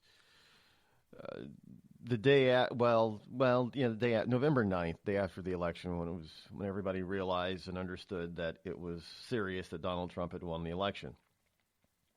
Now, understand, if Hillary Clinton had won the election, then he wouldn't be a lame duck. Obama would not be a lame duck if Hillary Clinton won the election. And people realize that? Because he would have been able to do things through her for the next 4 years. You know, she basically she had nothing on her own. Hillary Clinton was an empty suit. People realize that? She was an empty suit. She was basically just going to, she had morphed into something that was, agreeing with Obama in just about everything. They got together and she's like, hey, Obama, why don't you take my Hillary Care plan from the 90s that America didn't like then. Now's the time we can get this done. And you can go ahead and call it Obamacare if you want. I won't mind as long as we get it done. Obama looked at it and said, yeah, that's a great idea. That's a great idea. Really? I know we don't like each other, but we can help each other. Trust me, they still don't like each other. I know we can help each other. And notice how that when she was having trouble dispatching Bernie Sanders, that's when she started to distance herself from Obama. Now, it was very slight at first, and because she was waiting for Obama to give her permission to do. She's an empty suit. Most of the stuff that she was talking about during this campaign was nothing more than a continuation of Obama's policies. Not because they worked, because obviously they didn't, but because she had nothing on her own. I'm still convinced that she didn't want to win this election. She had to make it look like she fought very hard for it, in order to save her life because she owed too many people too much money. Which is why she didn't why she didn't campaign in states I know she knows she should have gone to some of these states that Trump won. She didn't campaign in them. Or she sent stupid surrogates like her daughter. Why do you spend your time in California when you know you've got California locked up, but you don't go to Michigan where it was possible you could have lost it, and she did? But so she was just an empty suit. She had nothing. And Obama, he played his part beautifully. Because look how long it took him to actually come out and endorse her. Well, they didn't want to make it look like he was all for her. Of course, they had to play up the point that they really didn't like each other, because they still don't. Clintons and Obamas don't like each other. I don't care what anybody says. You don't see them together very often unless they absolutely have to for appearance sake. It's a photo op. That's it. They don't like each other. But he was depending on her to be his fifth term, to keep him from being lame duck. And she lost it. She lost in a surprise to them, but not to the rest of the country, but in a surprise to them, she lost.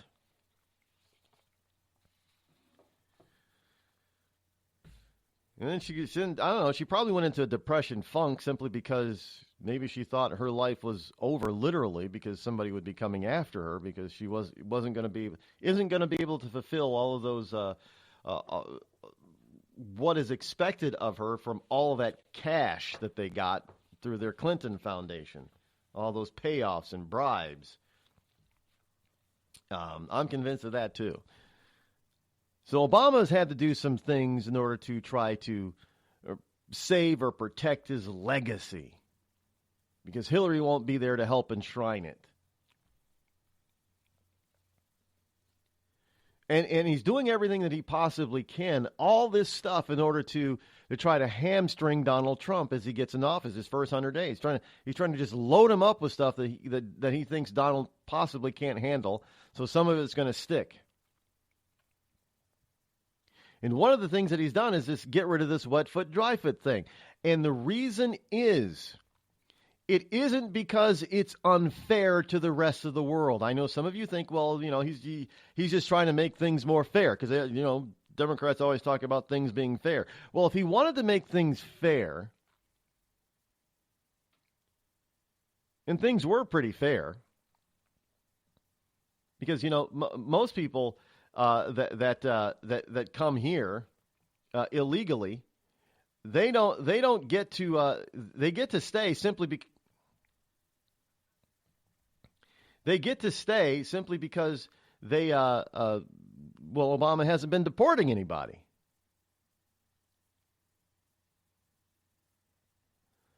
So basically, he announced yesterday that he's ending a long-standing immigration policy that allows any Cuban who makes it to U.S. soil to stay and become a legal resident. Refugee status, basically. No, but, Cubans can't come, and they live in a repressive communist regime, and we know that the island of Cuba, the island nation of Cuba, is a hellhole. There's nothing great. I mean, they're still driving around in 1957 Chevys, for crying out loud. Sure, they're classics here, but they're not classics there. They're just everyday cars there. And these people have had to resort to fabricating their own parts because there's nothing there. The repeal of the wet foot, dry foot policy is effective immediately. The decision follows months of negotiations focused in part on getting Cuba to agree to take back people who had arrived in the U.S. Because this whole notion that Cuba wasn't going to take people back who left the island. The point is that Castro at one point basically emptied his prisons and all the criminals and political dissidents that he put on these boats and sent them sailing towards the USA. Of course they weren't going to take them back. He just got rid of them.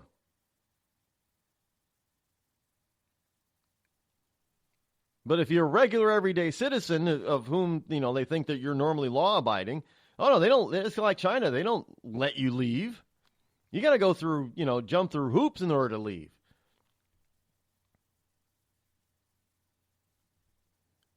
If it makes a political statement for the Castro regime to take you back, then that's what they'll do. Elian Gonzalez, anybody? His father, who split with his mother, he was a good Castro commie. And they used him to the hilt. Send the back our child. Yeah, it sounded more German, sorry.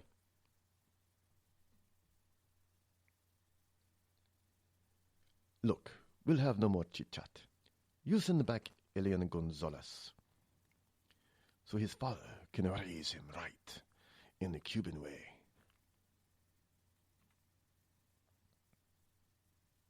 And that's what the Clintons did. His mother tried to be a wet foot, dry foot. She drowned getting him here. He gets here, Clinton send him back. Hey, Obama would have done the same thing. But he would have done it faster. And frankly, those people that harbored Alien, his blood family that was here, that was harboring him, they would be in trouble under Obama. The Clintons just ripped him out of their arms. They just went to the door, ripped him out, ripped little Alien out of his relatives' arms, and that's it. But Obama, he would have sent the popo to arrest them all.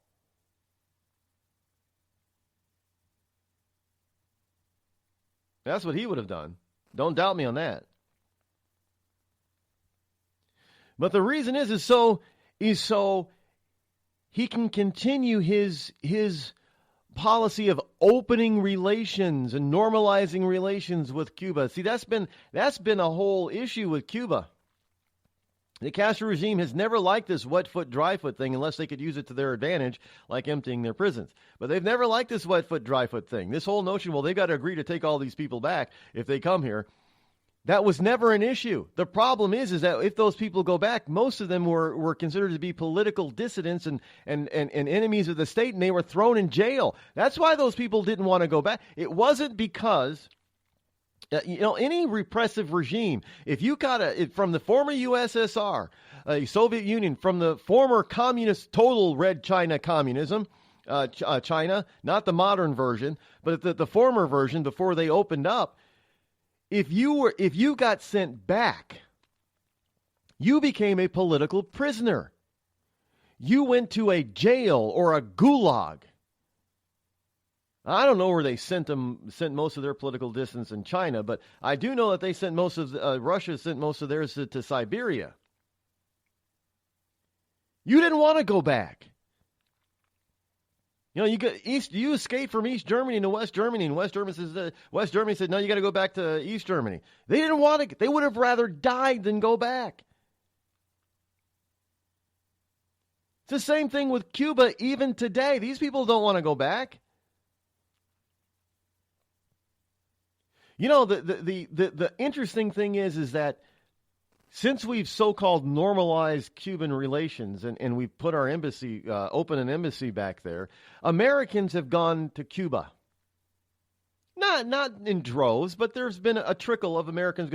The point is, more non-Cubans have gone to Cuba, gone to Cuba, than Cubans have.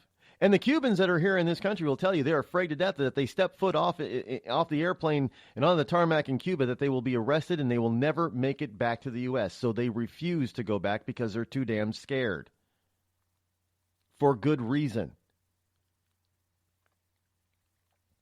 Well, he's doing this to try to normalize relations with Cuba, to continue that process.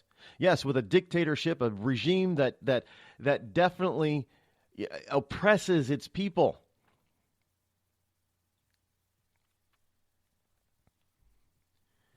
In my book, Cuba is no better than North Korea.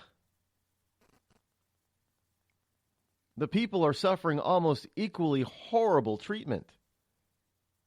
While the leadership and those inside, within the, well, if you want to use the royal court type of analogy, while those in leadership and within the royal court live high on the hog.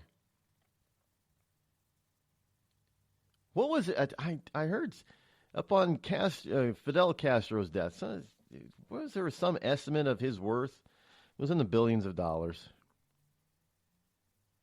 Well, it's basically because Fidel Castro and his brother Raul, like Che Guevara, they believe that they own the island. And that the people there, if they're not in their political ruling class regime, and then you're just there for them. You're just slaves, pretty much. There is no caring about the people. If they cared about the people, they wouldn't keep them closed off like that. And if they wanted to leave, they let them leave. Only repressive regimes, repressive governments have to put up walls and force the people to stay. Only in repressive regimes where there is no hope, there is very little chance at all for upward mobility and improving your life for yourself and your family. Only in places like that do people risk their lives to get someplace else.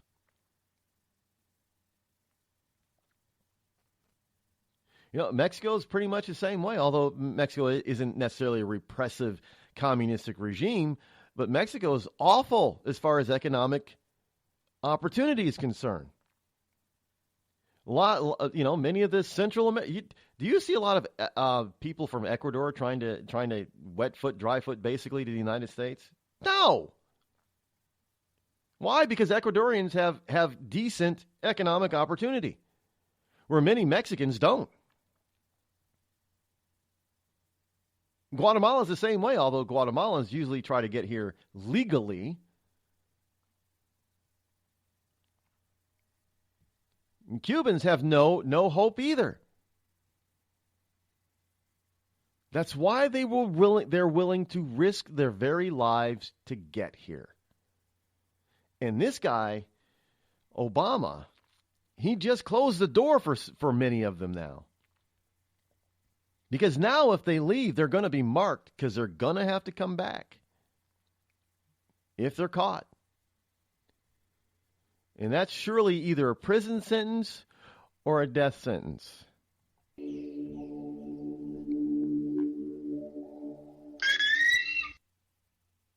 Tired of paying outrageous prices for Viagra? Well, we have great news for you. Now you can finally get Viagra at huge discounts. Healthy Man allows you to save up to $500 on Viagra. Why pay U.S. pharmacy prices of $15 per pill or more when you can get Viagra for less than $3 a pill? Call today and get 40 Viagra pills for only $99. This can cost as much as $600 at your local pharmacy. You can't afford not to call us. If you want Viagra at the lowest prices, never pay $15 a pill pharmacy prices again. Get Viagra for less than $3 a pill. Call 800-595-2614 today and save up to $500 and get 40 pills for just $99. Healthy Man is fast, easy, and affordable. Operators are waiting at 595-2614 to take your call now. Call 800-595-2614. That's 800-595-2614. Again, 800-595-2614.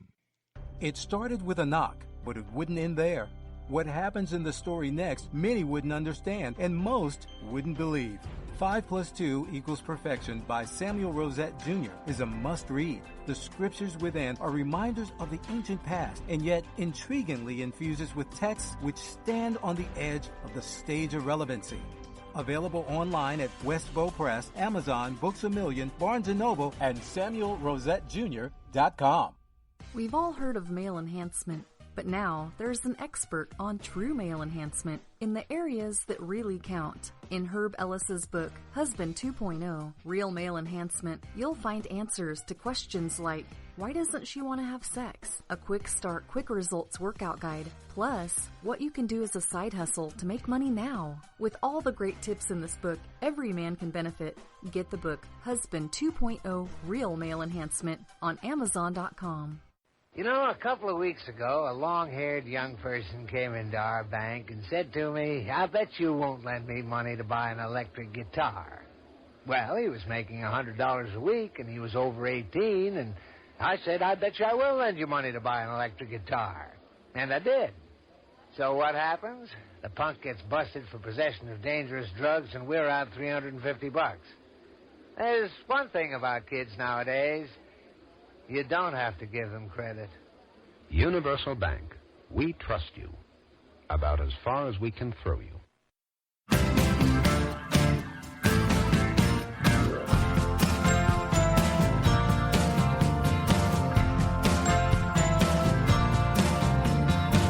Well, the dreams in the ditch. Now the kids are all pissed. And welcome back. It is here on this Friday the 13th, and it's bad news for, it is Friday the 13th for Cubans. It's bad news for them because Barack Hussein Obama is now just signed death sentences for some of them. Now, he did all this at the behest, in order to get Cuban-U.S. relations moving forward. Obama did this at the behest of the Cuban government, Raul Castro. So basically, if the Cuban government wanted this policy to end, because the island is draining, the population is draining. Because there are people that are trying to leave. I mean, and now they're just going anywhere. They're trying to get to the U.S., but they're even heading to Mexico now. Because there is this thing that if they can get to Mexico, then they can, because there's this whole industry, underground industry in Mexico that human trafficking, basically. If they can get to Mexico, they can probably get to the U.S. So if they can't get to the U.S., if they can get to Mexico, they'll try that too. Now, the wet foot, dry foot thing, as far as I understand how this policy worked, it didn't work in Puerto Rico, but I understand that there were more and more of them getting to Puerto Rico because that was a jumping off point to get to where? Mexico. And again, if they could get to Mexico, they could get into the underground industry of human trafficking, and sure, they may have to work and pay a lot of money or at least get the information. The underground basically is like the Underground Railroad for slaves. Remember that from history? Underground. There's an Underground Railroad in Mexico that brings people, and literally some of that stuff is, those tunnels. Some of those tunnels are pretty damn long. It's literally Underground Railroad. And the countryside between on the border is littered with these things. Every time we seem to find one, they probably build a couple more.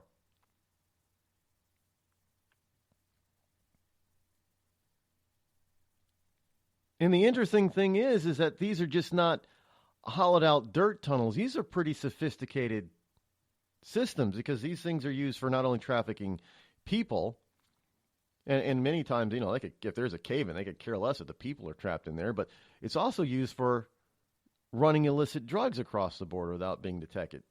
Now, that's more important to these drug lords than people are. I don't want to lose my drugs. That's money. So a lot of these tunnels that they're finding, they're pretty sophisticated. Some of them have a rail system. I mean, they're some of them are lit. They have electricity in them. Some of them are concrete lined. They're not just little type of hut types of tunnels. These are serious, sophisticated tunnels. And some of them are pretty deep. They're not just, a couple feet underground. They're pretty deep, which is why if you built a wall, you'd really have to make sure that wall went down like 50 feet.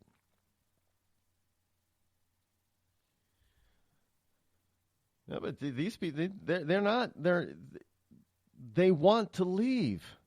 And too many of them have left or are trying to leave. So at the behest of because hey, if it's such a wonderful paradise of a place, why would you want to leave? And if you did leave, you should at least want to come back. Just go on vacation and then you come back. That's the whole point. That is the evil reason. Because notice he isn't sending any of these Syrian or Somali refugees back anywhere, is he? No. He wants to get cozy with the communist regime of Cuba. And this is one of the things that the communist regime of Cuba has asked him to do, is to start sending back people that leave Cuba without Castro's permission. That's the reason, folks.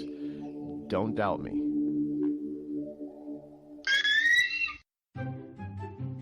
Have you ever thought to yourself, I'm a leftist elite Hollywood a-hole? If so, good news. The Rod Eccles Hollywood Community College is now open, featuring such courses as unemployment is not paid vacation. No, Americans don't want to spend $19 for an order of French fries, and the ever popular shut the hell up. Why, just listen to this big-time celebrity endorsement. I'm not Rosie O'Donnell, and I think this school's offensive, sexist, and racist. And I think you're a giant a-hole who needs to shut the hell up. Hey, we teach a course in that. the Rod Eccles Hollywood Community College, where being an A-hole is not a guarantee you'll be an A student.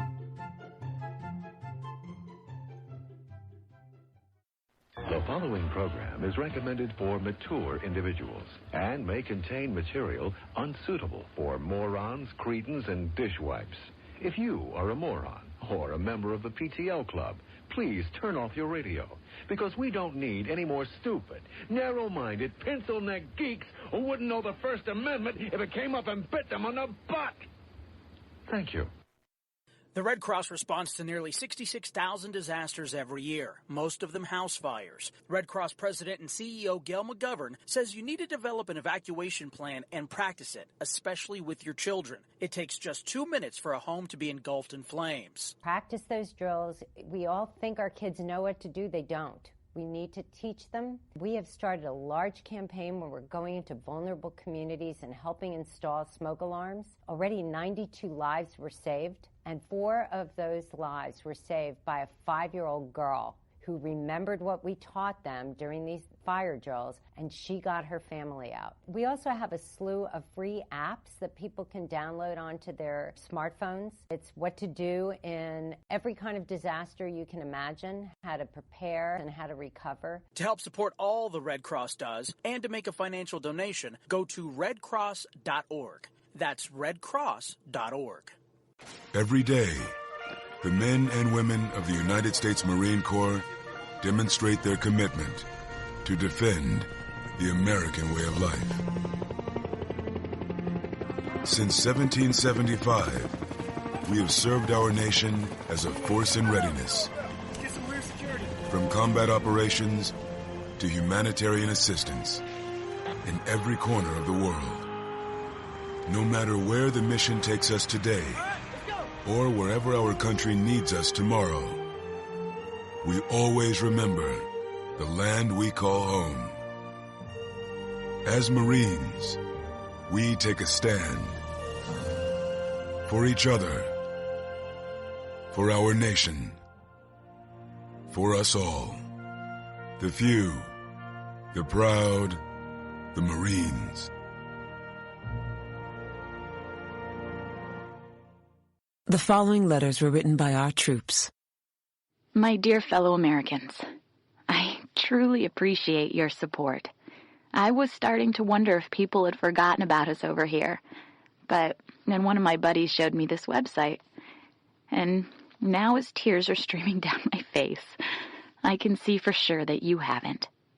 Private Emily B., U.S. Army.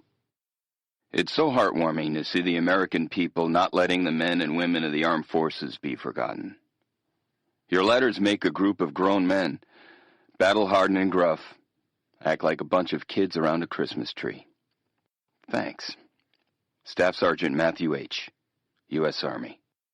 Your support may be the most important thing our troops can carry with them. But don't take our word for it. Take theirs. To show your support, visit americasupportsyou.mil. Brought to you by the U.S. Department of Defense and the Ad Council. On the battlefield, there's a saying America's military men and women live by. Never leave a fallen warrior behind. Ever. Off the battlefield, Wounded Warrior Project operates with the same goal. We leave no warrior behind. Wounded Warrior Project is a non-profit organization created to help our men and women returning home with the scars of war. Whether those scars are physical or mental, we're here to make sure that they heal.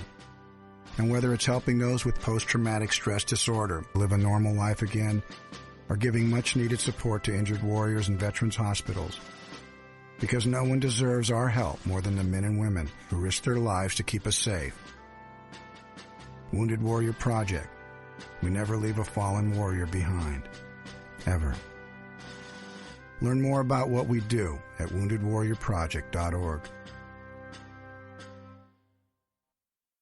Were you born from 1945 to 1965? People born during these years are 5 times more likely to have hepatitis C.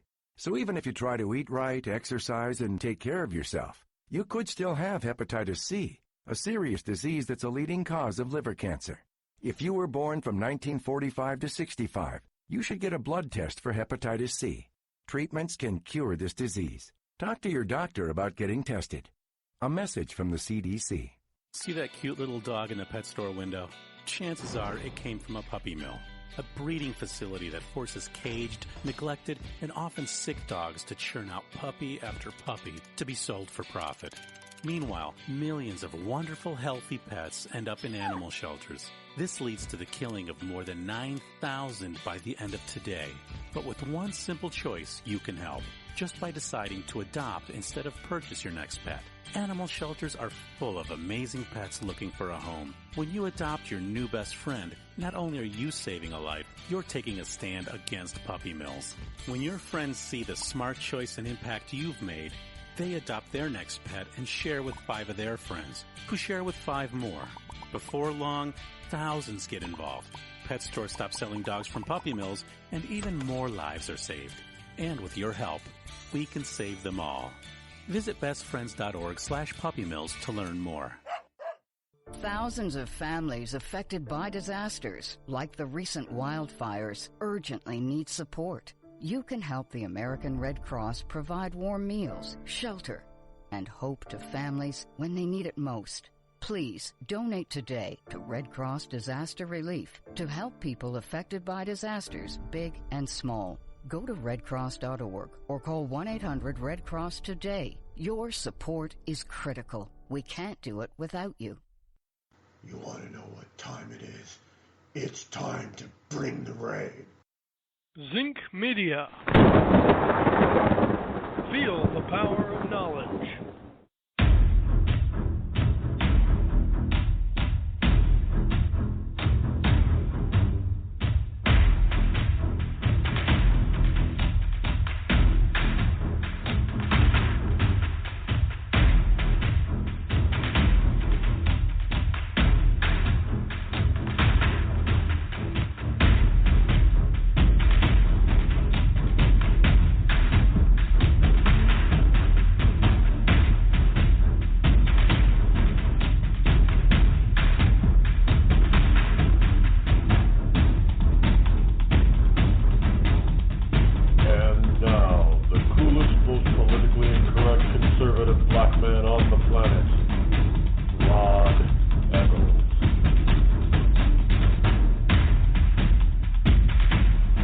Here we are, hour number 3 here on the Rod Eccles Show on this Freaky Friday, on this Friday the 13th, on this Freedom Friday. Welcome to Freedom Friday.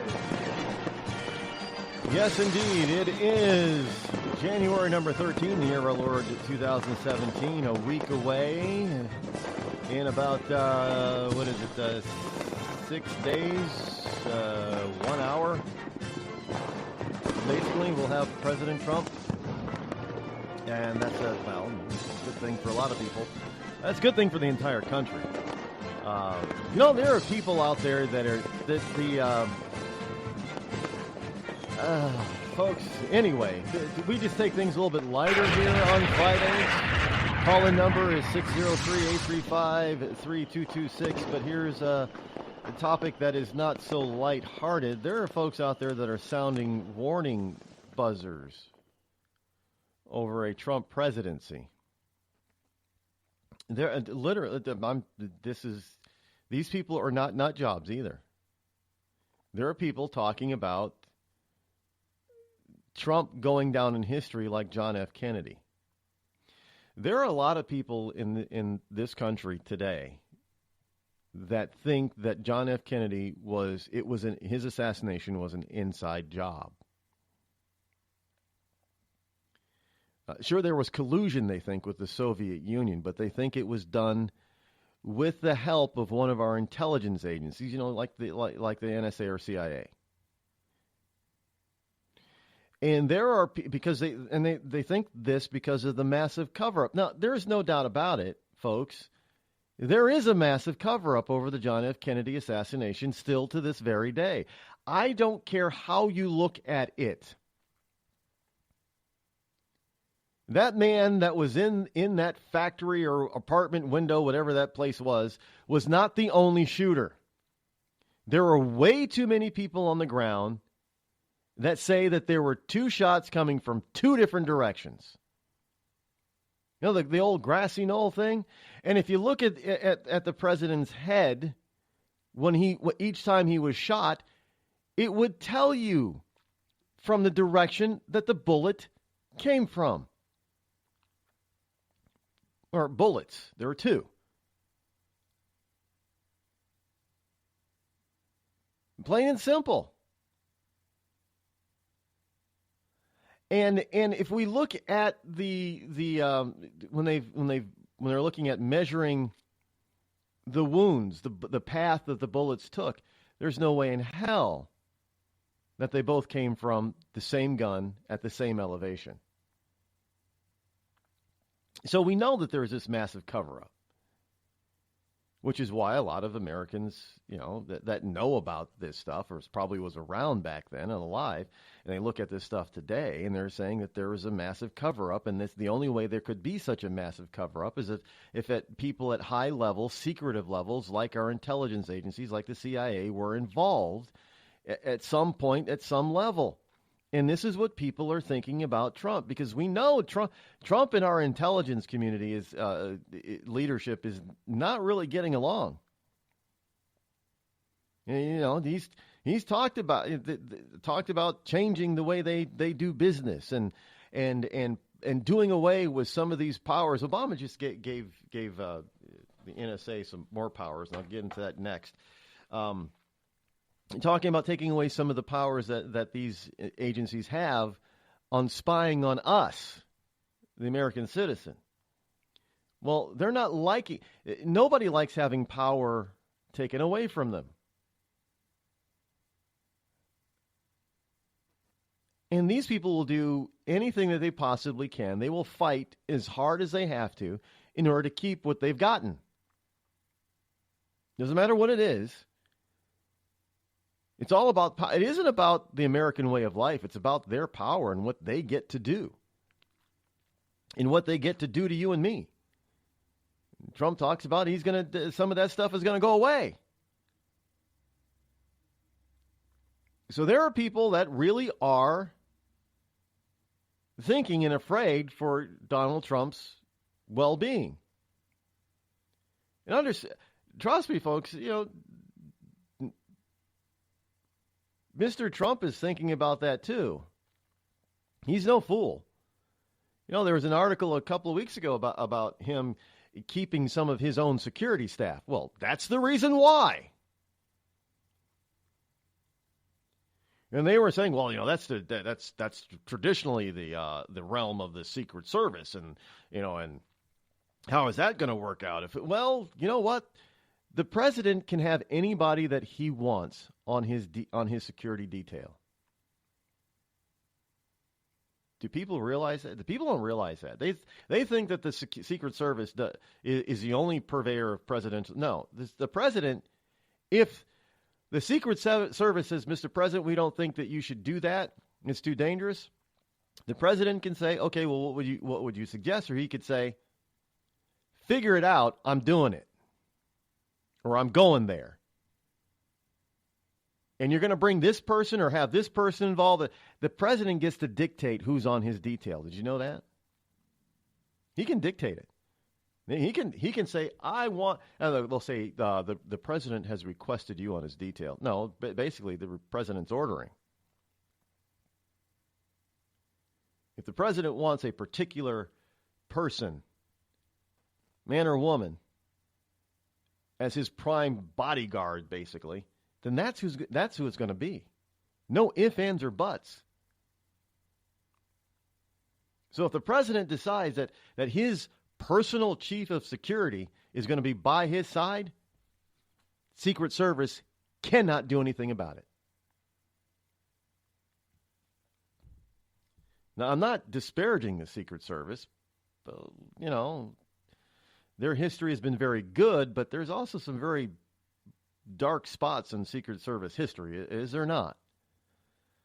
The President Kennedy was assassinated under their protection. Ronald Reagan was hit, nearly assassinated under their protection. So they're not infallible. They're not infallible. Now, when it comes to President Kennedy, no, the Secret Service, I do not believe, was involved in any way whatsoever in that assassination. But we have many government agencies and many spooks, and they can get around those people. That's the scary part.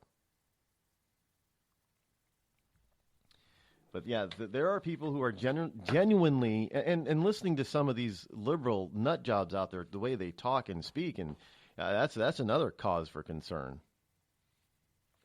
Now you got Rosie O'Donnell out there saying that we should be under martial law until they can figure out, these charges against Donald. There are no charges against Donald Trump. There are accusations that have been leveled in the media, but there are no charges against Donald Trump. But we should be under martial law, and he should be put off until he can be cleared. Oh, that's the case then. Well, first of all, she doesn't understand what martial law is all about and what it's used for and how it's used and when it can be used. And two, they could put off finding out the real truth for the next 4 years, which is what they're hoping. It's what Rosie's hoping. Besides, why would you care, Rosie? I thought you said that you were leaving this country if Donald Trump were elected. Well, he got elected, and you're still here. And you're still talking. So why are you still here?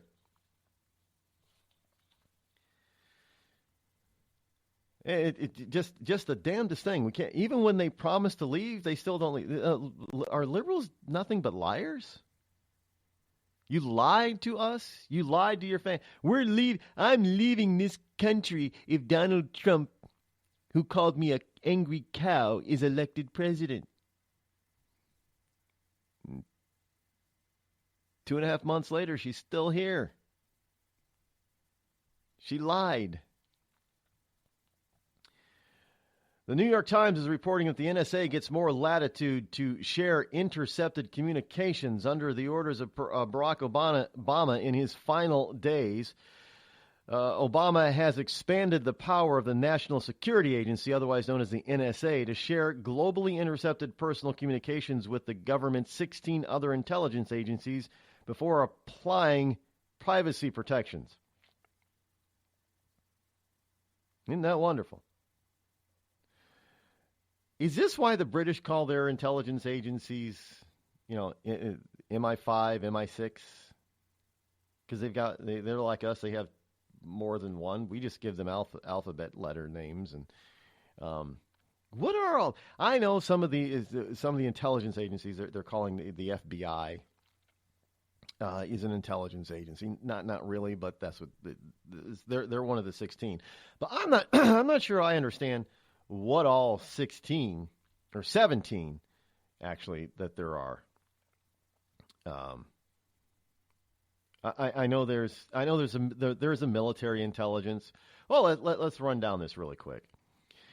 You have Air Force intelligence, which is really part of military intelligence. You have Army intelligence, again, part of military intelligence. You have the CIA, Central Intelligence Agency. You have the Coast Guard Intelligence Agency. Didn't realize Coast Guard had their own intelligence, but that makes sense.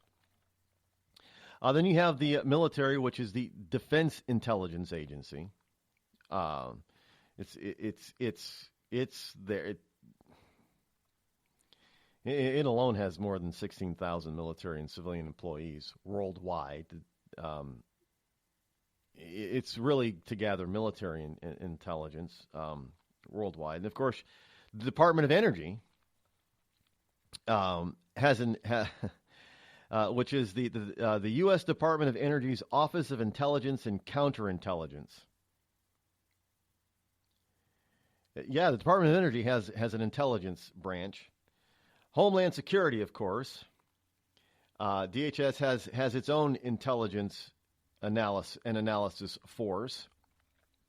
That's not like the FBI or anything.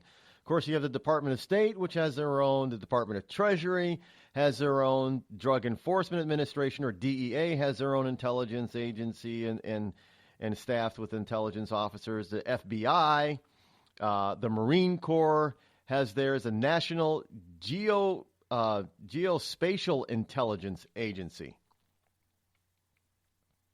Now, the National Geospatial Intelligence Agency provides timely, relevant, and accurate geospatial intelligence in support of national security objectives. Information collected and preceded by the NGA is tailored for customer-specific solutions by giving customers ready access to geospatial intelligence. Now, NGA provides support to civilian and military leaders in tracking floods and fires and in peacekeeping.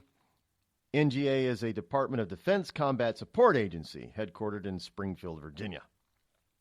So you have the NGA, which is a DOD agency, military intelligence, the National Reconnaissance Office and National Security Agency, or the NSA, Central Security Service Department, Navy Intelligence. There you go. I don't know. And these people don't communicate with each other? Well, I guess they are now, according to Obama's sake, because he's just said so.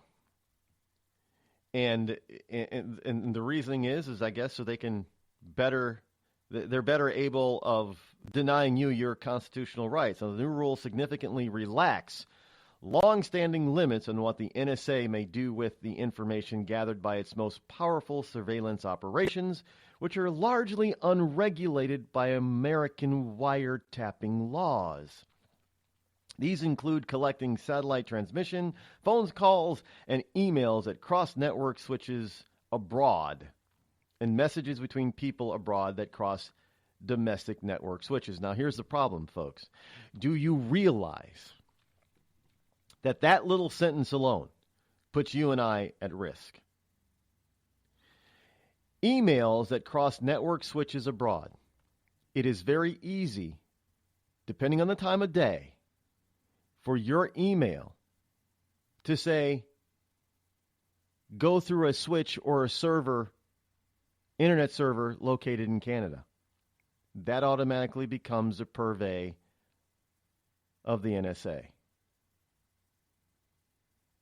They knew this when they made this type of order.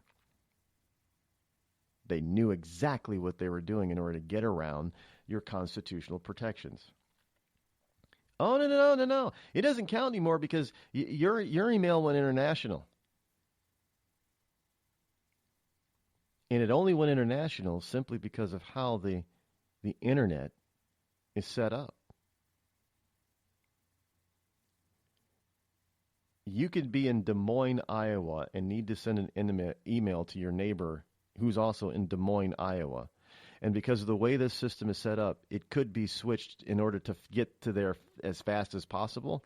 It may be routed through Canada. Now your email to your next-door neighbor is an international email and can be spied upon without your knowledge by the NSA and other governmental intelligence agencies. Look it up, folks.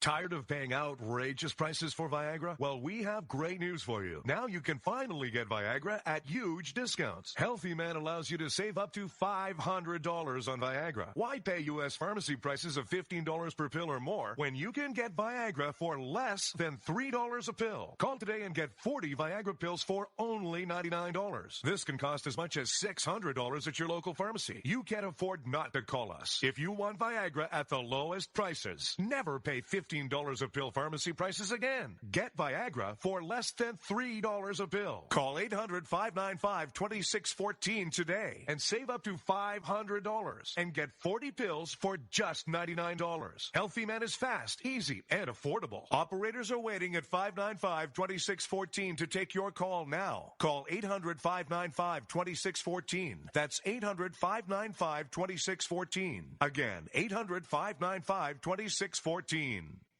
It started with a knock, but it wouldn't end there. What happens in the story next, many wouldn't understand, and most wouldn't believe. 5 + 2 = Perfection by Samuel Rosette Jr. is a must-read. The scriptures within are reminders of the ancient past, and yet intriguingly infuses with texts which stand on the edge of the stage of relevancy. Available online at Westbow Press, Amazon, Books A Million, Barnes & Noble, and SamuelRosetteJr.com. We've all heard of male enhancement, but now there's an expert on true male enhancement in the areas that really count. In Herb Ellis's book, Husband 2.0, Real Male Enhancement, you'll find answers to questions like, why doesn't she want to have sex? A quick start, quick results workout guide. Plus, what you can do as a side hustle to make money now. With all the great tips in this book, every man can benefit. Get the book, Husband 2.0, Real Male Enhancement, on Amazon.com. You know, a couple of weeks ago, a long-haired young person came into our bank and said to me, I bet you won't lend me money to buy an electric guitar. Well, he was making $100 a week, and he was over 18, and I said, I bet you I will lend you money to buy an electric guitar. And I did. So what happens? The punk gets busted for possession of dangerous drugs, and we're out $350. There's one thing about kids nowadays. You don't have to give them credit. Universal Bank. We trust you. About as far as we can throw you.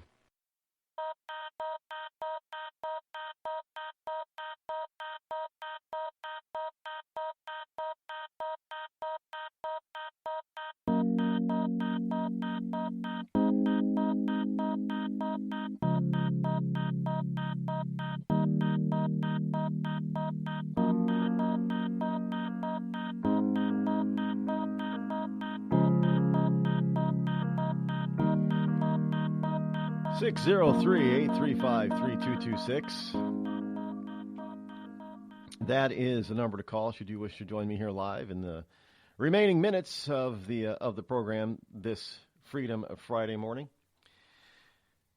Now, with all of that said, you have all these agencies and so-called intelligence agencies that are crisscrossing the globe. And 99% of the time, you could have multiple intelligence operatives, agency operatives, working in the same country, and they don't even know it. They don't even know it. They don't even know who each other is. It's the world is full of spies. You can have I don't care where you live, you could have a spy living in your neighborhood. That's the whole point, and you'll probably say, "Well, I don't know who that could be." Well, frankly, that's the whole point. You see, spying isn't like it is in the movies. Sure, there may be some of that type of dramatic spying going on, but most of it is not like that. Most of it is very quiet. It's very boring. And these people, they blend in because they don't want you to know what they do. They don't want you to know who they are. Some spies might even be prominent people in your community. Maybe they might. You never know what kind of front they could be running because you never know it's a front, because that's why it's a front, because it looks real. They might be a business owner, or they might even be a community leader. You never know. These people blend in and they look like they're just like you and me. And I don't want people running around, with a sly eye looking at all their friends and neighbors now and thinking, he could be a spy. He could be. I'm not telling you to be paranoid. I'm just telling you, for the most part, you would never know who within your realm of influence and knowledge is a spy, if there was one, because a spy isn't just necessarily James Bond. Sure, there are a few James Bond. Each country has their own James Bond running around the world. And sure, they're doing things, they many of them have this so-called license to kill. They really don't, because if they get caught in another country, they're going to jail. But they do have this sort of license to kill type of thing when necessary or when ordered. But other than that, there aren't a hell of a lot of James Bond's 007s running around the globe. So there isn't a lot of that kind of spying going on. But no, a lot of spies are just analysts too. They sit back in a room somewhere in front of their computer or listening to tape after recording after recording, looking for stuff, listening for stuff. It's a lot of paperwork. A lot of sit in your seat type of investigation going on in today's spy world. You never know who that spy is. Most of them are benign. They're not dangerous at all. And most of them probably, even though that you may know them and they may know you, they don't look at you personally, but they may run across your data sometime. They probably run across it all the time. Yeah, sure, sometimes it's anonymous. They don't know who it is, but sometimes they do. Point is that it's all easily accessed now because of the way this whole setup is set up. International versus domestic. Well, hardly anything is domestic anymore. Lots of stuff goes international, and you don't even know it. The Red Cross responds to nearly 66,000 disasters every year, most of them house fires. Red Cross President and CEO Gail McGovern says you need to develop an evacuation plan and practice it, especially with your children. It takes just 2 minutes for a home to be engulfed in flames. Practice those drills. We all think our kids know what to do. They don't. We need to teach them. We have started a large campaign where we're going into vulnerable communities and helping install smoke alarms. Already 92 lives were saved, and 4 of those lives were saved by a 5-year-old girl who remembered what we taught them during these fire drills, and she got her family out. We also have a slew of free apps that people can download onto their smartphones. It's what to do in every kind of disaster you can imagine, how to prepare and how to recover. To help support all the Red Cross does and to make a financial donation, go to redcross.org. That's redcross.org. I'm just so happy my father had a chance to see his kids before he passed. I just want to say thank you. When her father fell ill, the American Red Cross was able to help get Veronica's brother home from the Navy to speak to his father one last time. It's thanks to your donations that we can connect military families when they need it most. Please donate today at redcross.org. It's Thursday night, and you're grabbing drinks with some friends. Started off with a pitcher for the table, which quickly becomes 2. There's pool. And there's the photo booth. All right, everybody squeeze in. Say cheese! Followed naturally by an order of wings. And another. Can we get some extra ranch sauce? Then there's the ceremonial nightcap. So what are we doing this weekend? And lastly, it's back to the car, which, if you're buzzed,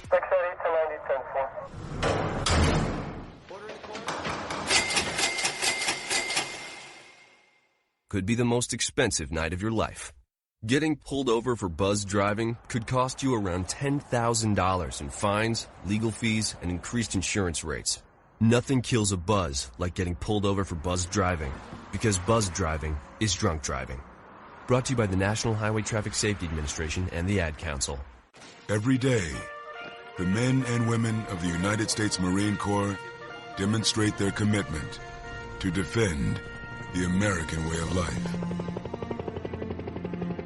Since 1775, we have served our nation as a force in readiness.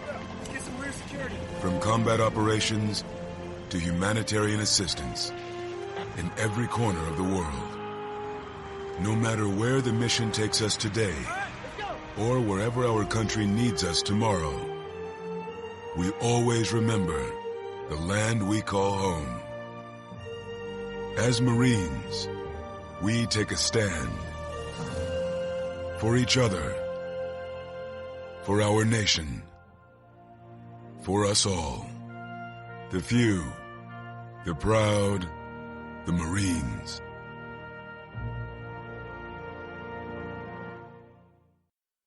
I considered suicide so I wouldn't put my family through all the pain.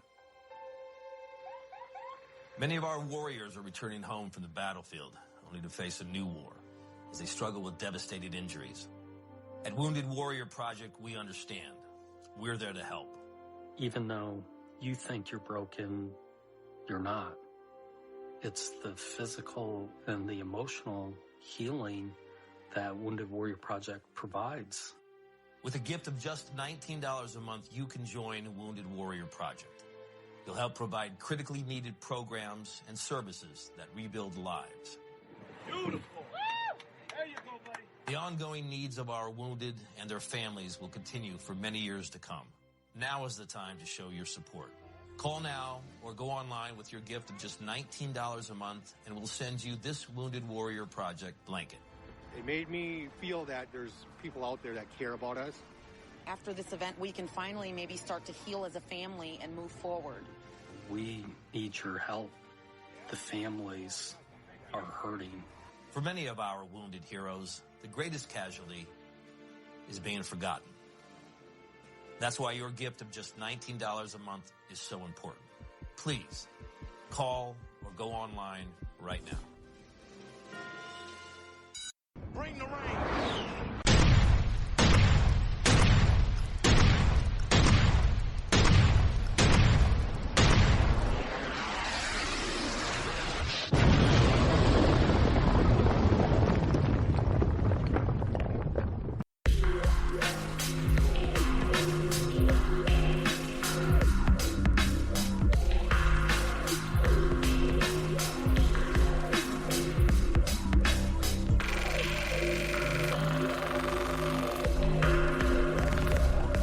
Not to try to scare anybody, but I'm all about honesty and full disclosure here on this program, but let me just, since we're talking about this spy stuff and international switches and things going to Canada and such, you got to understand that this very program, this very broadcast is subject to those laws, rules, and regulations that they have on spying stuff. And the reason is because, first of all, Spreaker I do believe, is a German company. And this program itself is heard around the world. I mean, and the same with Blog Talk Radio. I mean, I've had people calling from overseas. In order for people to hear this overseas, this program via the internet has to go through foreign or international switches and servers. Automatically makes it open to their spying, if you will. I'm under no there's no veil over my eyes that I think that I have some sort of privacy when it comes to this kind of stuff, as far as they currently have the regulations and policies written. And if you do anything online, you should understand that you do not have that expectation either. You should not have that expectation. Just saying, folks. I don't want to scare people off from the internet, but I mean, if you live in the northern part of this country, the northern half, basically. Now this is less likely in the southern half because Mexico doesn't have a very strong communications network or system outside of Mexico City. Yeah, I mean, they're not completely backwards. They have some, but Canada has a better system that is more similar to ours. And just like we have power lines, high-tension power lines that run crisscross the border, well, so does our communications network. And a simple phone call could be switched. Even if you use a landline phone, it could go through a Canadian switch or a server. And that makes your phone call international now. Believe it or not, it does. You may say, well, no, it's a domestic call. No, when it comes to following the electronic line, it's an international call. And this is why, notice how we don't have a lot of separate, usually the international calling plans, and now most companies include U.S. and North America, Mexico, U.S. and Canada, and some it may just be Canada and the U.S., and that's why. Your phone call can easily go international without you even knowing it. Even when you're just thinking, especially if you're calling cross country, if you're from New York calling California, you better damn well believe that it's probably going through some Canadian switch. Just saying, folks. Just saying. I mean, I don't know how all that stuff works intimately because I've never worked for any of those companies, but I do know enough to be dangerous. And I'm telling you that's how this whole system works. And you can look it up. You don't have to believe me. I always tell people to do that. Just don't look that stuff up for yourself so you can find out more information. Ed Klein talked to Newsmax, and he said Obama plans a shadow cabinet to oppose Trump. Told you he wasn't going anywhere. President Barack Obama is setting up an informal shadow cabinet to resist Donald Trump at every turn. Now, the subject of that farewell address, the subtext, I should say, of that farewell address is, I'm not going anywhere. I'm still the head of the party. I'm going to organize a resistance to Donald Trump, and I want you all to follow me. Now, Klein said this to Steve Malzberg on the America Talks Live show in an interview. He's staying in Washington, D.C. The Chicago stuff was just a one-night stand. He's got a big mansion in Washington. But he says this effort will not include Hillary Clinton. I told you it's not going to include. You can't stand Hillary. Hillary lost. There's nothing that she can do for him now. That's why he's staying. She can't do anything, so that's why he's staying.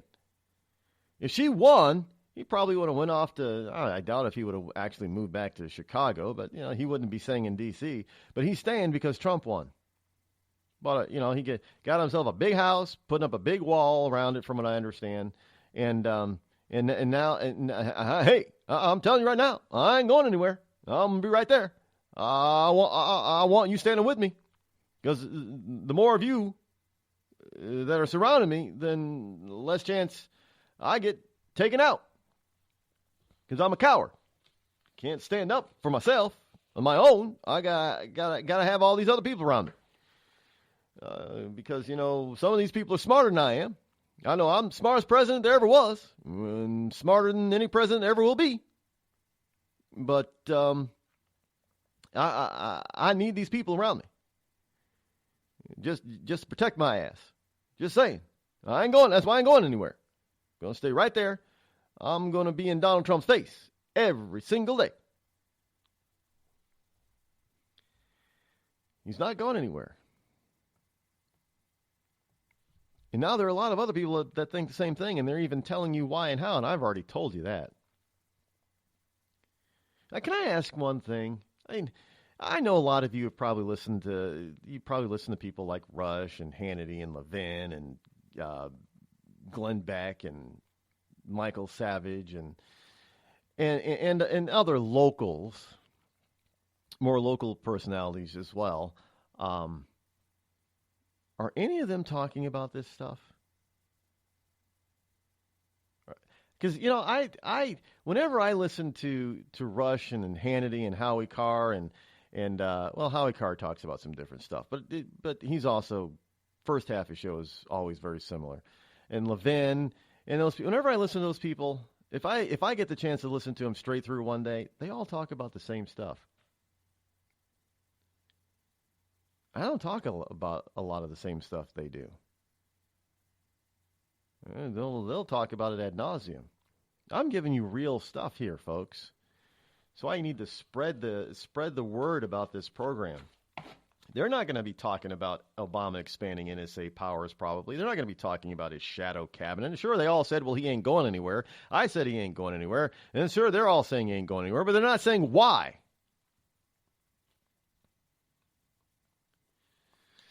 And I know sure as hell none of them are talking about comic strips in newspapers either, like I did earlier.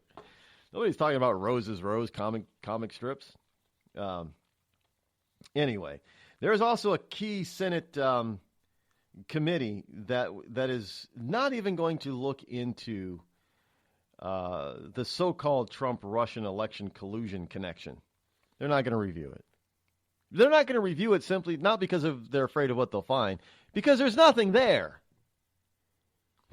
I mean, it's the one thing that the Democrats did about shooting themselves in the foot about this whole Russian hacking thing is falling for the fake news and then disseminating it and then defending themselves like BuzzFeed for disseminating the fake news about that stupid dossier. I can't believe this. These people, these BuzzFeed editors and CEO and stuff like that, running around now to all these different interview shows. Well, you do realize it was fake news, and they're defending their why they published it because it was too important. It takes you back to the notion that it's the seriousness of the charges that count. There were no charges. Some guy in Germany? I guess this hacker named 4chan, whatever his name is. That hacker is the one that's taking credit for this, and there's some evidence that points that right now that they have that points that he is the one that made this up. And so there are no charges. It's like a book. It's a piece of fiction. He made it all up. So there are no charges. There's nothing serious about it. It was all fiction. And it is coming out that that's exactly what it is, just 100% fiction. Some of it may look like that it could have been real, but you're defending something that is complete 100% fiction, and you didn't bother to find out first if it was or wasn't, regardless of who had it, why they got it, where they got it, or why they were passing it around. I mean, they were probably trying to figure out if it was real, and some people are probably saying, hey, look at this. This looks pretty real, huh? You can guarantee that in our intelligence agencies, they were passing this around from agency to agency, not because somebody said that we should be looking into this. They were probably saying, look how good this is. Look how much of a fake how good this fake is and how it can fool. They were probably using it as an educational tool to get the different spooks from the various agencies to understand and recognize what's fake and not fake. And then you got these stupid newspapers here and what we call, media, lamestream media. Somehow somebody decides to leak it to them, probably as a joke to see who would bite. And you got CNN and you got BuzzFeed who took the bait. They ran with it, and they're probably sitting in some dark office someplace laughing their asses off because BuzzFeed is still out there defending why they published nothing but fakery. Fiction. It's unbelievable.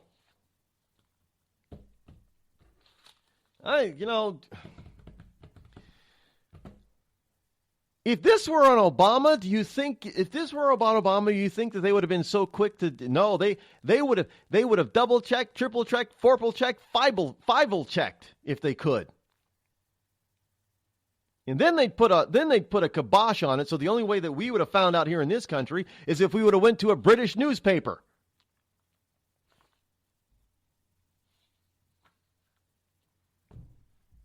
But since it was Trump and they don't like him, they wanted to believe that this was true. So instead of doing what they should have been doing, being professionals and being journalists, they thought, yeah, we got him now. We got Trump now. We got Trump. Yes, yes, yes, we got him. And instead they got. They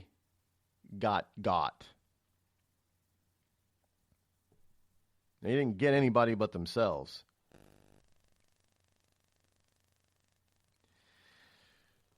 Red State is reporting that we do not need to replace Obamacare, just repeal it.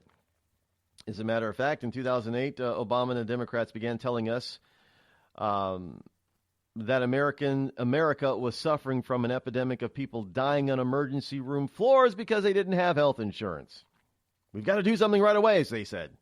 Of course, that wasn't the truth about that. But evidently there was a study and a poll done, and still more than 62% of the American people want to repeal Obamacare and not replace it. So Republicans, you don't have to worry about this whole notion, well, we got to repeal and replace at the same time. Don't worry about replacing it. The vast majority of us just want you to repeal it and leave it alone. No need to replace. Let us just open up the spigots of competition in health insurance, and competition will bring down the price. It'll increase our coverage. It'll allow us to get the exact kind of coverage that we want, when we need it. And you know, well, what about this pre-existing condition stuff? Well, you know what? It's not somebody. All they wanted to do with this pre-existing condition, and I know it may sound cruel to some people, but all they really wanted to do is get somebody else to pay for that person's bills. It's not insurance if you find out you're sick with some catastrophic illness and then you go get insurance. That's not insurance. That's getting somebody else, like a government program, to pay for your bills. There are so many ways before Obamacare that people could have taken care of their health insurance needs. You know, one was called a catastrophic or major medical plan. For most of us under Obamacare, we can't get that kind of plan anymore. I mean, you can't self-insure yourself either.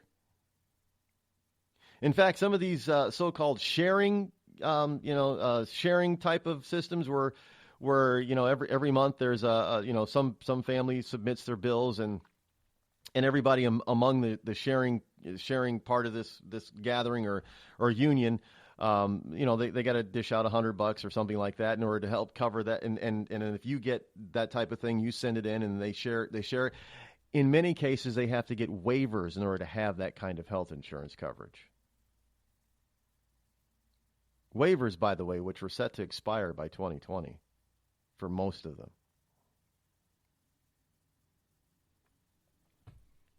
So Americans want this gone. Republicans, wake up. We don't want a replacement. We just want government out of our healthcare system, like they're out of our car insurance system, like they're out of our home insurance system, like they're out of our life insurance system. We want them out of our health insurance system so competition can flourish, so we can actually get products and services that we want to pay for, not for stuff that we don't want to pay for or don't need.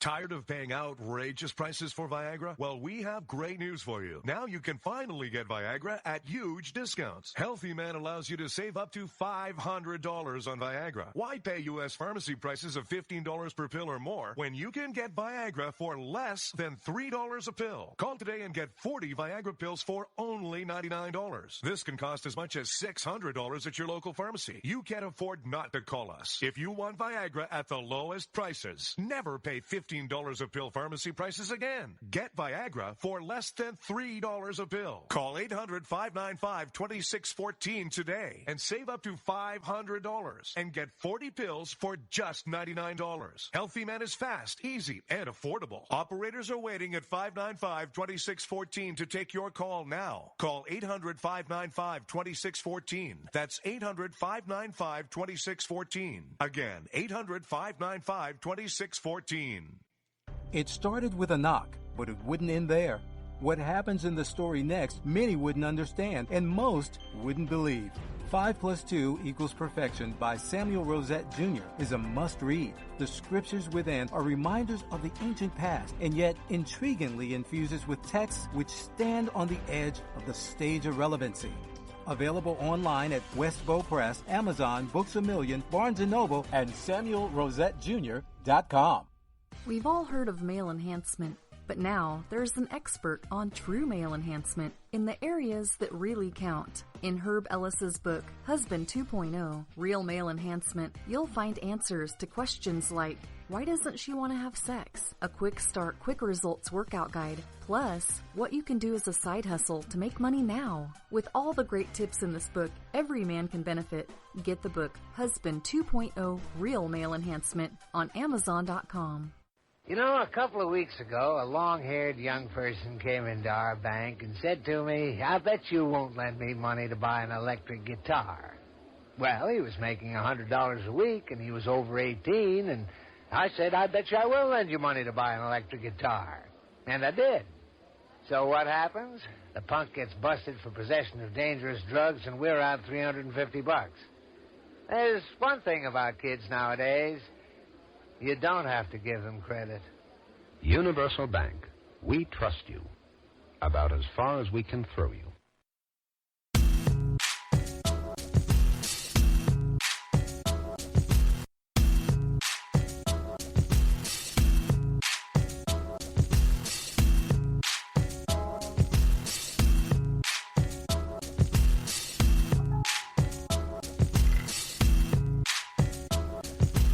There's been some quick news and the counter news to certain things about the Trump inauguration coming up next week.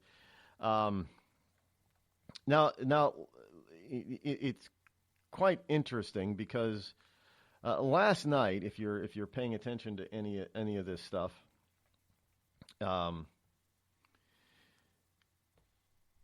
Radar Online was saying that Paul Anka had agreed to perform at Trump's inauguration. But TMZ is just reporting within the hour that Paul Anka is turning down the Trump inauguration, but it's not political, he says. How old is Paul Anka? I have no idea. I tried finding his age really quick during the break, and I have no idea how old. How doesn't list his birth date. He's been around for decades. Actually, he's been around for a very long time, and but I guess he's turning it down probably because he's afraid of the left. Now, this is politicians. Some politicians like Trump may not be afraid of the left, but there are regular, everyday people and celebrities that are afraid of the left. Yahoo News is reporting that protesters will aim to disrupt the Trump inauguration. That's what the whole point is. I brought you the story the other day about the FBI and along with the Secret Service are planning a 360-degree circle around the inauguration of protection because these people are serious. Thousands of demonstrators are expected to turn out in Washington next week for protests aiming to shut down the inauguration of Donald Trump as the next U.S. president. And this is what organizers have said yesterday. Protesters will attempt to close down 12 security checkpoints at the U.S. Capitol where Trump will take the oath of office on January 20th and along the 2.5-mile parade route down Pennsylvania Avenue. Now, I'm going to suggest that Trump probably don't do that. However, there is something new. Trump is going to get a new one. It's called, they're calling it the Cadillac One. And these are two brand new presidential limousines, and they'll debut at the inauguration.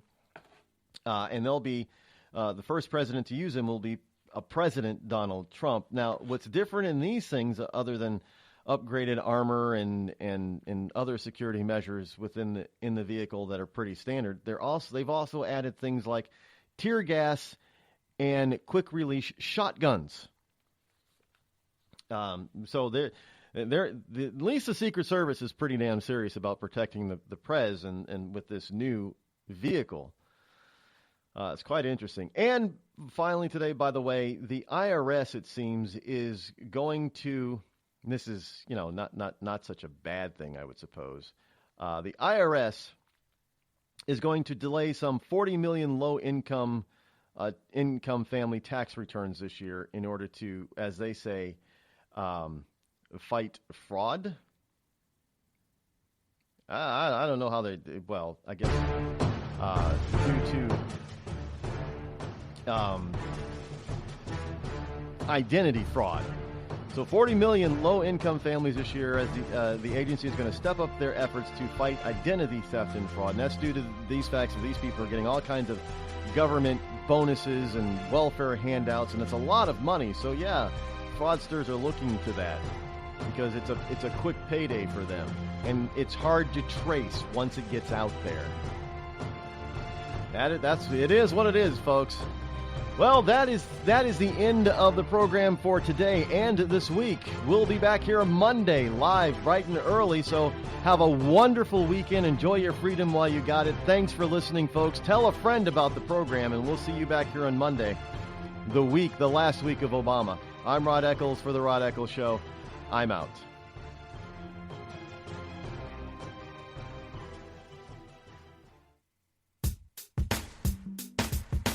Damn, it feels good to be Clinton. Damn, it feels good to be a Clinton. A shameless politician always plays her cards right. Got a crew for the fight on the airwaves. Lapdogs in the press keep their mouths tight. Cause a Clinton never needs to explain why it is what they done or with who. A real Clinton knows that they're entitled. And you don't get to know what they do. What difference does it make? For Clinton, what's loaded in some fat oppo file? A Clinton plays a victim for promotion. A Clinton kills it off with a smile. Damn, it feels good to be a Clinton. A server full of secrets ain't no thing. Damn, it feels good to be a Clinton. Nothing ever hits with the sting.